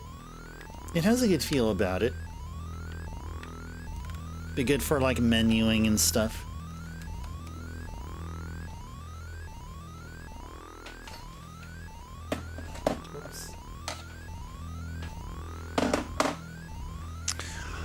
All right, and I think we need to be asking a few more questions here, and then at some point we'll get a call from Jean requesting for help. Oh yeah, you're very welcome, Merch. Navigators are designed from the start as a Junker's investigative assistant. On-site detection, analysis, recording, communications, you name it, they're packed with features. And Metal Gear here is the latest model. What about an attack system? Don't think here any weapons? Afraid not. They're unarmed. After all, the main idea behind a Navigator is to assist in an investigation's data management. But they do have a save function. Just choose the use Metal Gear command and then the save command. You can record the exact status of your investigation that way. In the same way, you can use the use light command to help you when it's too dark to see. I told you they were nice to have around, didn't I? How about communications? Does it have some kind of radio? Yep. There's a video phone installed. A video phone. That's right. Just like use Metal Gear and then use video phone to access it. In theory, you can use it anywhere, but you have to watch out for interference. Sometimes the signal just can't get through. If I were required by law to get a Snatcher tattoo, what would I get? Oh, that's a great question. Probably none from any of the gory scenes. You get plenty of gory scenes here. I mean, to me, plenty. I'd probably go Metal Gear Mark II.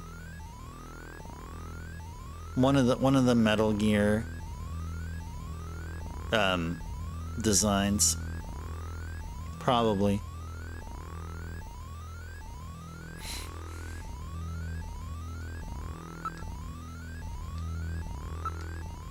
Oh, that's right. Don't panic yourself. I got it right over here. This is your blaster, the official weapon of a junker. It's got full user feedback circuitry, adjusting itself to your reaction time. In other words, it's just as good as you are. What do you think? Here, see how she feels.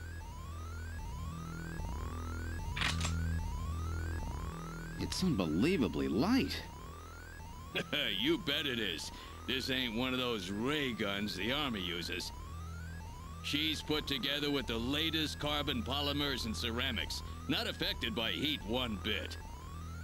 And her ergonomic design optimizes both functionality and firepower. Well, what do you think, Gillian? I'll take it. Oh, Caro, you would go for a tiny random face? Random Hajil? I'm sure I'm assuming he's the one before he's captured by Modnar. Before he's captured by Elijah, with the scrappy looking android exposed face. You're talking about the one where you first meet him, right? Probably that one. Cool tattoo merch. That's what made you think of the question. What would be another one? Maybe Gillian? Maybe Gillian from SD Snatcher? Like the one where he looks like the incognito emote, but without the glasses and without the hat. Maybe I'd go with that. You're an engineer. Tell me about how the Snatchers are built. It's odd, but we've never been able to get a specimen. They're always stolen or self-destructed. I mean, weaknesses, they're built really well. So it's tough to destroy them outright. Try to immobilize them. They've got these slits on their head for some reason. A well-placed shot there will often destroy their control functions. That's why it's important to practice your marksmanship. There we go, got the call from Jean. I have a video phone call from Jean-Jacques Gibson coming in. Connecting. Junker HQ, this is Gibson. I've cornered a probable male snatcher. I'm in the abandoned factory in the M district. Request immediate backup. Gillian, that means you. You better head out right away. Jean needs your help. We must hurry. We'll use a turbocycle to travel to the scene. Be careful, Gillian. Be careful. This is a turbocycle, specially designed for junker use. In addition to three-wheeled ground travel, it is capable of hovering and high-speed flight. The vehicle is also VTOL capable, so takeoffs and landings in narrow areas present no difficulty. Nice. Flying tricycle, huh? I just came in one of these things. We have been assigned this vehicle for use in our investigations. Yeah, see, tricycle is what the turbocycle is called in the Japanese version of the game.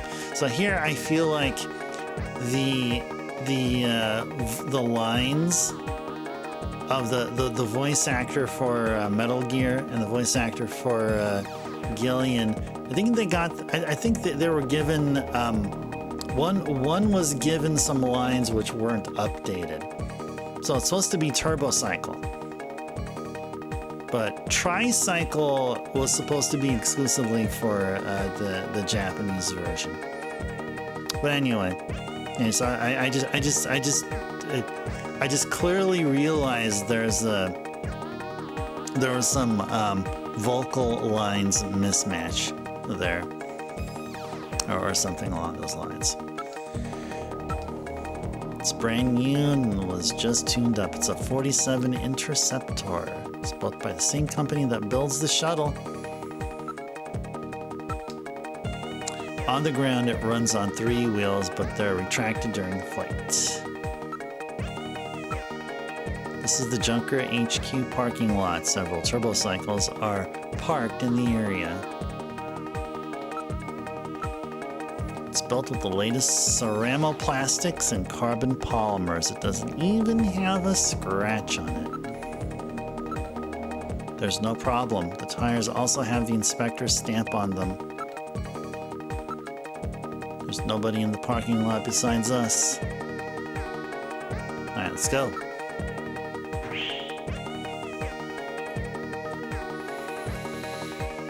We're in the turbo cycle. Operations computer controlled. Where would you like to go? We're going to be going to the factory ruins in a little bit here. And we've got another 15 minutes to go until the 4-hour session mark. Let's do it. Now departing for the abandoned factory. My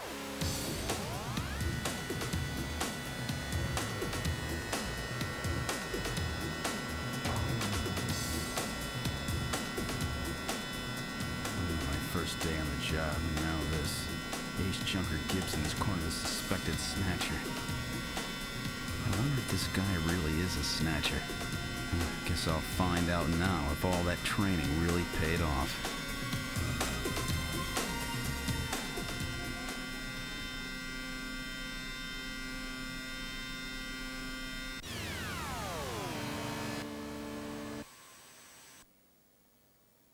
We've arrived at the abandoned factory. What would you like to do? Exit.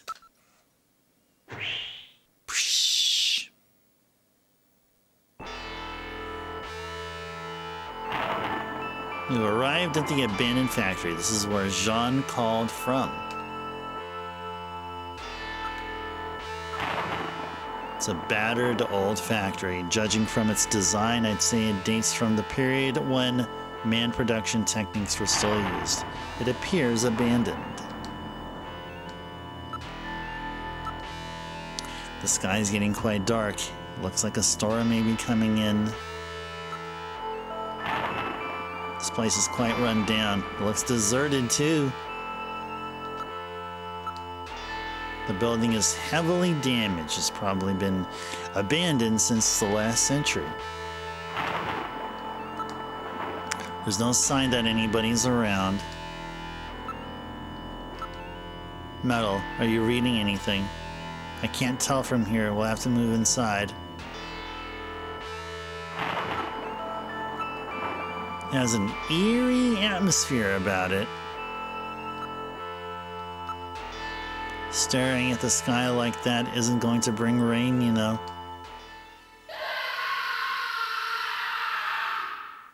Oh no! What was that? A male scream. Perhaps something has happened to Jean-Jacques. Gillian, please use extreme caution. I read multiple moving objects within the factory. This could indicate the presence of snatchers or insectors. Multiple. Insectors? What in the world's that? A spider-like robot used by snatchers as security devices. Though compact in size, they are armed with needle guns. Use extreme caution. Alright. Let's go in. No, we don't have to save. I think we're going to be okay here.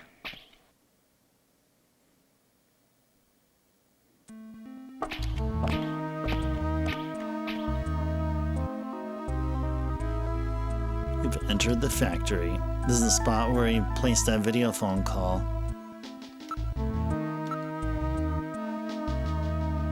There's debris everywhere. Please watch your step.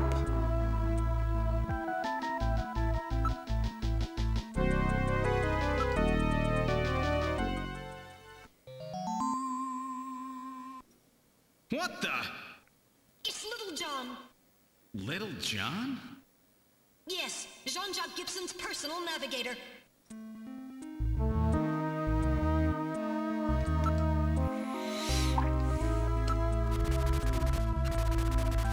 Oh, my Little John's been demolished. There's no way to repair damage this bad. This charring indicates he was hit by fire from a laser cannon. Nearly all circuits are burned completely through. His functions have been completely terminated. Nevertheless, his memory may be all or partially intact. Where's Gibson? Navigator never leaves his runner's side unless there is a very serious reason. We have to hurry. Gibson's in trouble. Well, what do you think? Can you get this memory chip out of there in one piece? I will attempted. Now retrieving memory chip. Memory chip retrieved.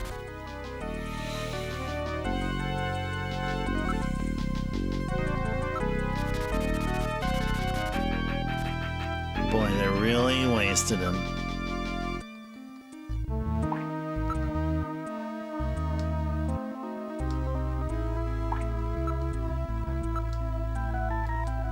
Let's move forward.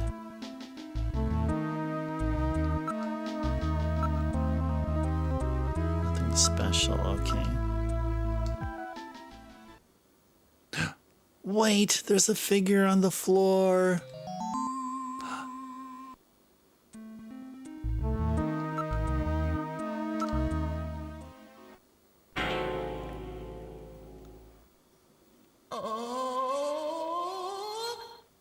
Dear God. John!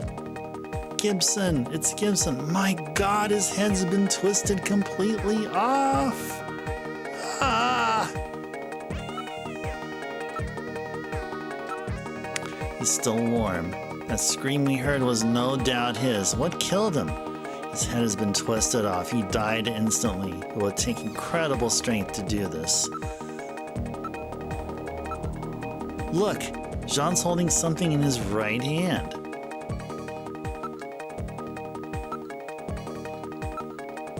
It's hair! He's holding several strands of hair. In addition, there is skin tissue under his nails, probably from him scratching his attacker. Now analyzing recovered tissue sample.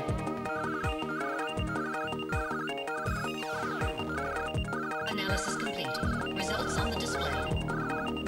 1. Enzyme antibody analysis indicates subject is blood type O, Rh factor negative. 2. Chromosomal analysis of cells in the sample reveal 46XX. Subject is female. 3. Cell component distribution indicates presence of artificial protein compounds. 4. Number of melanocytes in sample indicates that subject is Caucasian. The results of the analysis strongly suggest that the tissue sample, a cluster of skin cells, was scraped from the subject during a struggle with Jean. These skin cells almost certainly came from a female European, blood type O negative snatcher.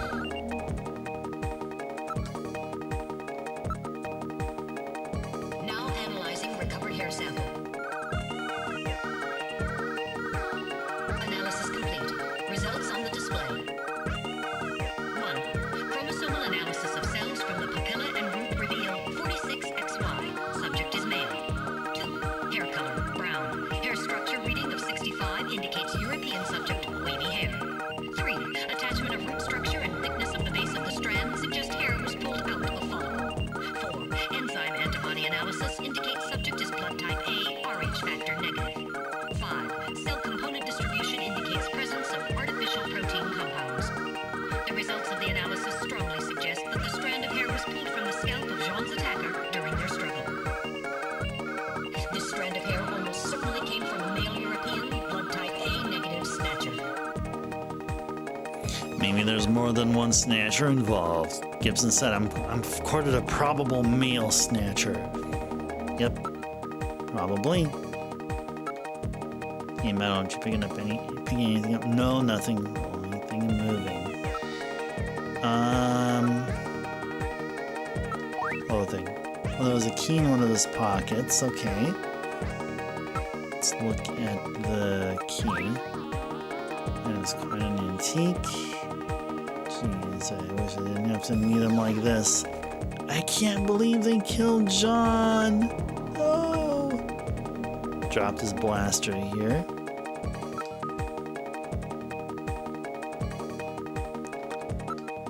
It's an old type blaster. It's definitely Jean's. It's still warm. Probably fired several shots. Bending a blaster like this is well beyond the strength of any human. No doubt it was a snatcher. What is this key for? I don't know of anywhere where old keys like this are still used. Metal, hang on to this key as evidence, okay? Alright, I'll store it. An analysis of Jean's stomach reveals a major lesion on the caloric region of the gastric membrane. So, Jean had an ulcer, huh?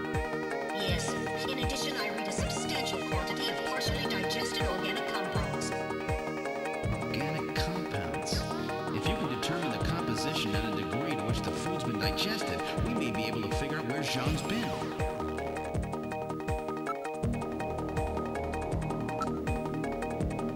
Now making incision in Jean's stomach to analyze organic compounds present.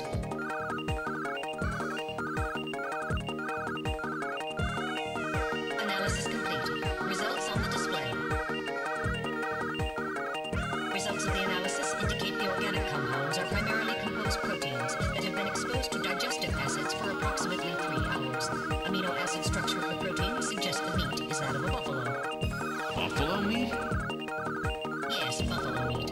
The results indicate that Jean ate buffalo meat somewhere about 3 hours before he was killed.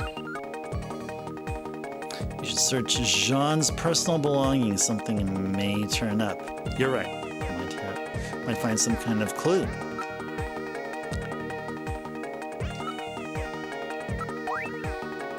Wait, there's a scrap of paper in one of his pockets. It's written on ordinary paper. I don't think we'll find any more evidence in his belongings. Okay.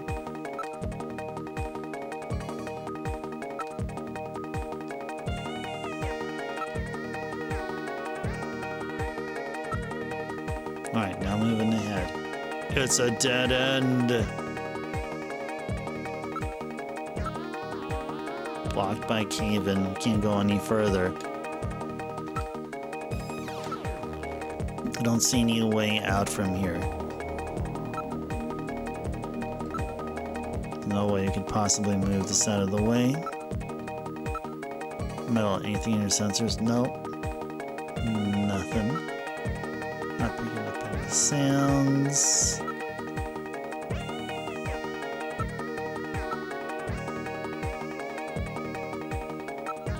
I think we're already... Yeah, let's go retreat.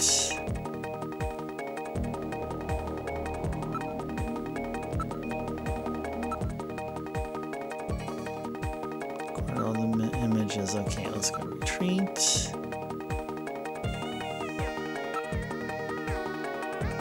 Comfortably quiet.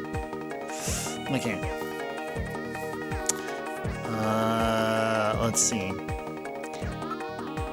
We're supposed to... So here's an example that we're talking about how, like, in text-based adventures, you gotta make sure that you, like, click the, you know, whatever it is. Click the menu option. So here's where, like, at this point, we should be hearing, like, this ticking sound or something.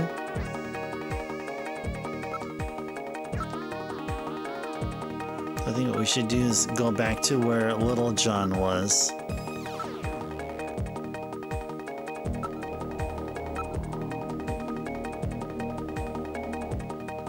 Now let's go look at Little John.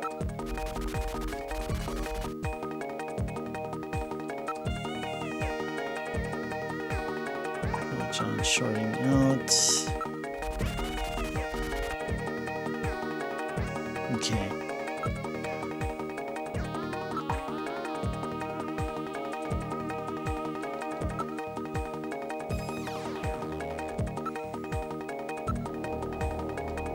All right. Let's see if we can make some progress here.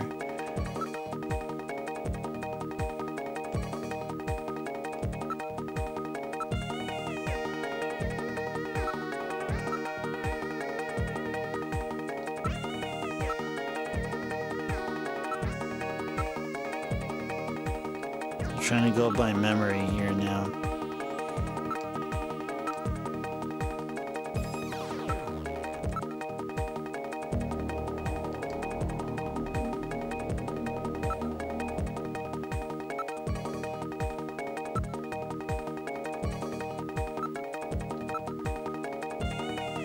Move this out of the way. You're not picking anything up? Nope. Not getting any reading.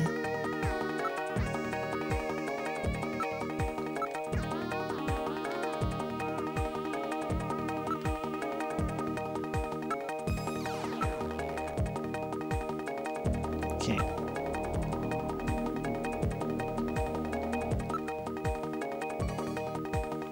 Yeah, let me go back here and check to see if there's anything I forgot to do.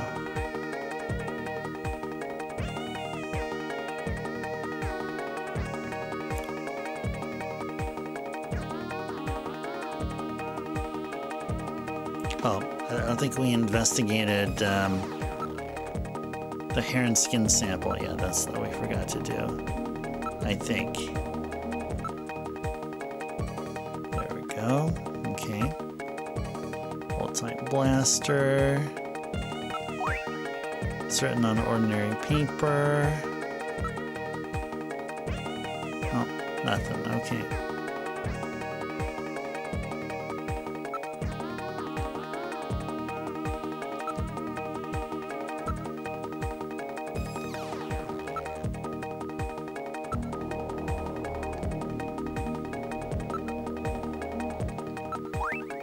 Search the house. What is supposed to mean?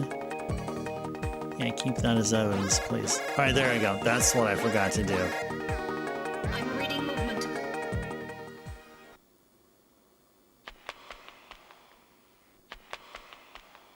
Something just ran across that doorway.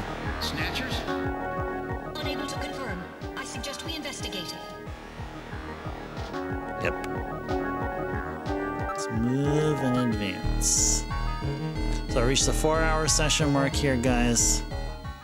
What I'd like to do is enjoy some blaster action before we call the stream. So we're still going to go on for a little bit more. A dead end? Then where did the Snatchers go? Where did the Snatchers go? Not picking up any sounds. Are you okay, Gillian? That's weird. I was fine until a moment ago. Please stay quiet. What's wrong, Metal? Maybe it's a sensor defect, but I think I'm picking a sound off in the distance. Can you hear it? That's odd. Seems like my ears are going out. Need to do the change in air pressure.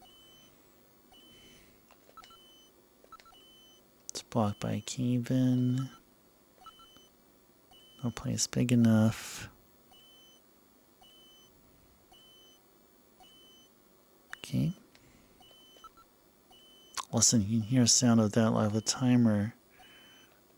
Okay, so let's go ahead and investigate the motion detector. Hey, Metal, are you picking anything up? Nope.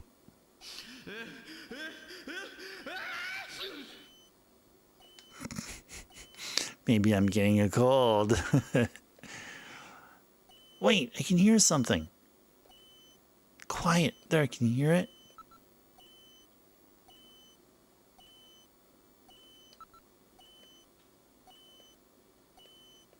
Try turning up the volume on the TV.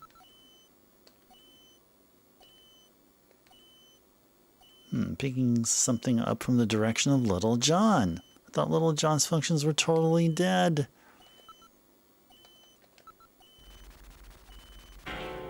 Uh-oh. Whoa! A time bomb? Evacuate immediately! There is little time! Anything could happen. You should probably save frequently just to be safe. Now that you mention it, I haven't saved even once since arriving at the factory. That's okay. We don't need to. Because we're just awesome. We're awesome at this game.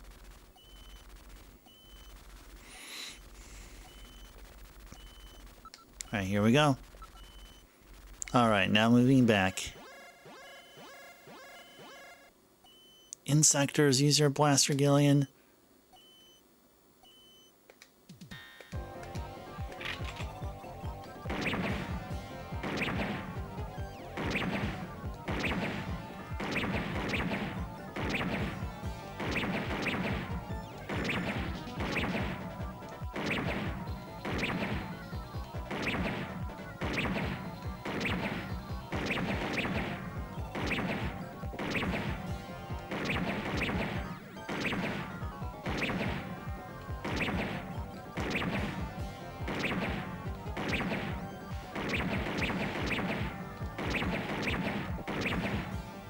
Cool. The motion detector, the motion reading has vanished. Still hear the beeps. Beeps are still there. Right. Get on out of here. We're getting out of here. Sorry, I cannot go with you. What's wrong with you? Hurry it up. I am incapable of locomotion. What on earth are you blabbering about? Let's go. It's gonna blow. Please save yourself. I am paralyzed with fear. Oh, I can't believe this stupid robot. Come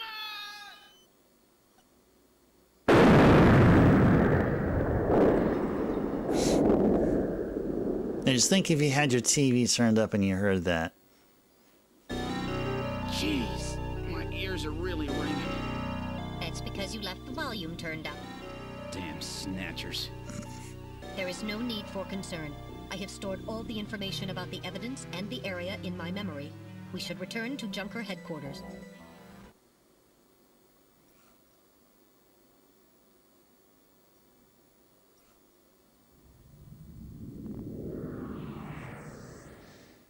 We've returned to Junker headquarters. Ooh, that was some first day. Now entering the building.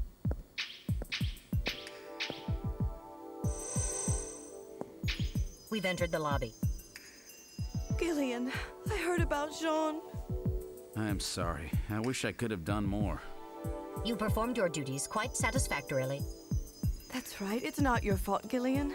Don't worry about it. By the way, the chief is waiting for you. This is the chief's office. Well, Seed, that was a pretty rough first assignment to draw. You made a great effort, though. I've studied the data transmitted back by Metal Gear, so I know all about what happened out there. It's too bad about Gibson. He was a great junker. Seed, I need you to take over for him. You're the only one I've got left who can battle this Snatcher menace.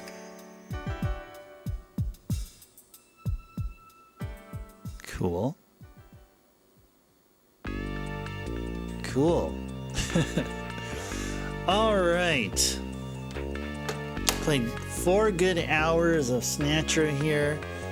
First hour, though, we continued our save file and beat the game. And for the next 3 hours, we were running into a little bit of technical difficulty, which still hasn't been resolved. That I'm gonna try to figure out why RetroTink hasn't been responding. But yeah, we spent the next 3 hours of the stream enjoying the first 3 hours of Snatcher again.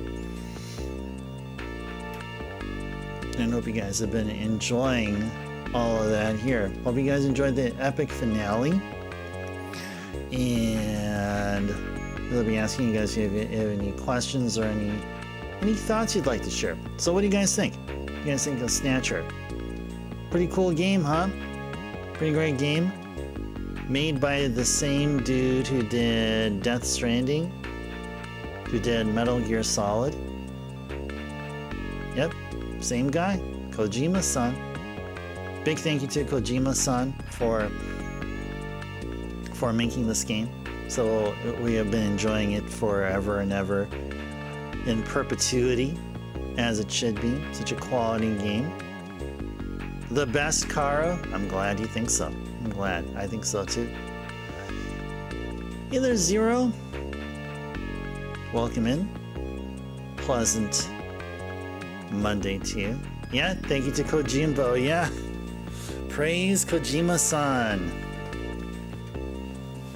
Yes, yes. Yes, indeed. I agree. I'm glad you guys liked it. Glad you guys did. Okay, so assuming that I fixed the RetroTink issue here, tomorrow's stream, the next stream will be Chillin' Cozy December, the start of that. So we have 5 streams worth of Chillin' Cozy December. So it's gonna be games of my choosing, and it'll be maybe multiple games. Maybe 2, 3, 4 games, maybe. I doubt I'll stick to just one whole game for the whole stream. but we are guaranteed to see some new stuff, new games played for the first time on the stream during Chill and Cozy December. So that will be the plan. I have some NES games and PlayStation 1 games that I'd like to show off to you guys here. And I'll keep it tight-lipped and under wraps until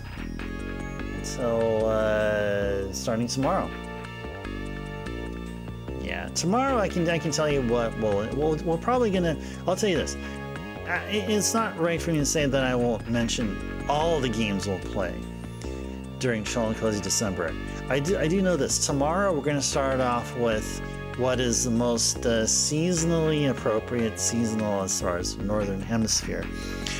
I'm gonna play some Fire and Ice, and then do some Sute Haku.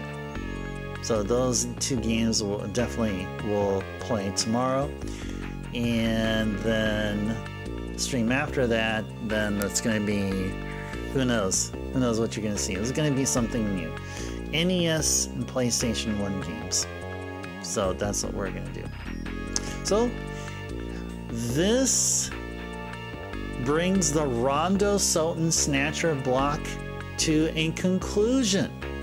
Hope you guys enjoyed all 3 games played back to back. We're gonna see these trio of games again, but next year. Same format as well. PC Engine CD version of Rondo, PS1 version of Symphony of the Night, and the Sega CD version of Snatcher. Yeah, Fire and Ice. We're going to be seeing Fire and Ice. That's going to be a thing. I feel like every time we start Chill and Cozy December. I mean, it just would be wrong if we don't start off the Chill and Cozy December block with Fire and Ice. Yeah, definitely wouldn't make sense if we don't. All right. Yeah, so I'm going to be staying up for a little bit, just figuring out why RetroTink isn't working. It's important. I mean, if we can't get RetroTink working by tomorrow, then we can't have the Chill and Cozy December stream that I'm all talking about. And you know, I am a man of my word. If I say we're going to be playing Fire and Ice, we freaking will play it. Yeah, we may throw some Kickle Cubicle. Yeah, something like Ice and or Ice and Snow. You know, yeah, definitely. You can see that. Or maybe some Snow Brothers. We could probably do a little Snow Brothers. But yeah, Kickle Cubicle, of course. Yeah, definitely Kickle Cubicle. Yes. Yeah, Snow Brothers will be another good one. Yeah. Maybe Christmas Nights. Christmas Nights can be one we can do. Maybe some snowboarding game like SSX. Yeah, something with snow or something with ice. Yeah. Alright. One fun fact, Lamb. What's up?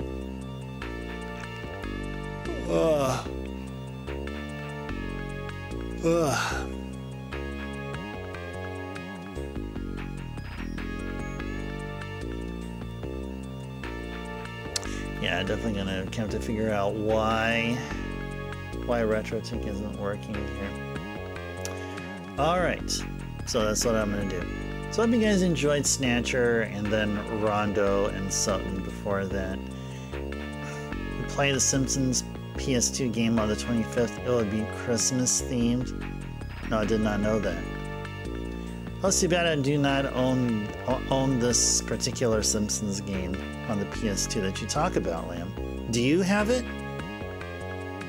Do you happen to have it? Does anyone? Yeah, I do not have it, no. You recommend I should pick it up? Does it play fun? Does it even play? Isn't it worthwhile? I mean, unless if it's a cheap game, I have to take a look. Okay. Yeah, let me know, Lamb, wherever you feel comfortable on Discord or on tomorrow's stream if you want, if you'll make it here tomorrow. So yeah, either way. Well, That's a cool fact to know. Good fact there. Okay. Okay, guys, so I guess that wraps up Snatcher and wraps up Rondo, SotN, Snatcher. So the remainder of our December, any remaining Monday, Tuesday, and Wednesday streams will fall under the Chill and Cozy December category. Oh yeah, you're very welcome. Oh nice. That was a chill stream. Yeah. Yes, Snatcher pretty much is. I mean, you know, despite the, you know, screams and the gore happening, which, you know, may not necessarily, you know, make it less chill and less cozy, but I think all in all, this game, the way, I mean, being that it's text-based or menu-driven, I mean, just from that, just from that aspect, this game is chill and cozy, yes. Oh, you have the Xbox 360 one? Oh, okay. Oh, okay. Okay, well, now that you talked about it, now it's in my mind, and I may look into the game.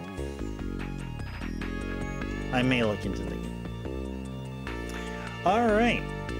Well, guys, big thank you again to Merch for continuing their sub, which was gifted to them by Zofair, if I remember correctly. Thank you to Lamb and Merch for the redeems, and a handful of you celebrated your watch streaks, Merch, with your 15-stream watch streak. Thank you to Kogi, now known as Second Hand. Thank you for the raid, bringing your community and yourselves over. And also Bird, similarly, thank you for the raid and bringing yourselves and your awesome community. Jeff, congrats on your 5-stream watch streak. Carrie, thank you for the resub. Thank you. Alright, you guys have been awesome here. You guys have been awesome. And good night to you, Liam and Caro and Zero and Merch. And who else has it? Vet. Great seeing you like always here, Vet.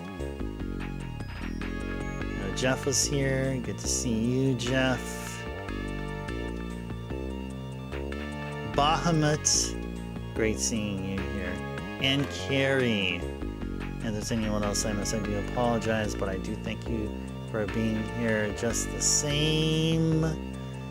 Yes. Thank you, Caro. Thank you. Merry Christmas to you, and happy holidays to everyone here as well. We're going to continue streaming our usual schedule during the holiday season here. Like usual. I mean, unless I'm traveling.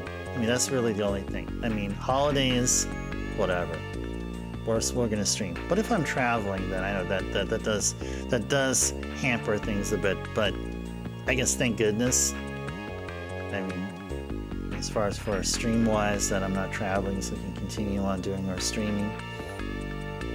So next stream will be tomorrow, and it'll be Chill and Cozy December. We're going to start off with Fire and Ice and play a little SotN. We're probably going to be playing those 2 games for the full 4 hours, probably dedicating 2 hours per game, because there are hours worth of gameplay from each of those games, and we'll be looking forward to it. Playing some ice-themed games, snow-themed games around here, at least mostly for the remainder of the month. So for next time, everybody, this is Ice Turbo signing off. Thanks so much for watching, everyone. Take care. Stay safe out there. Have a good sleep.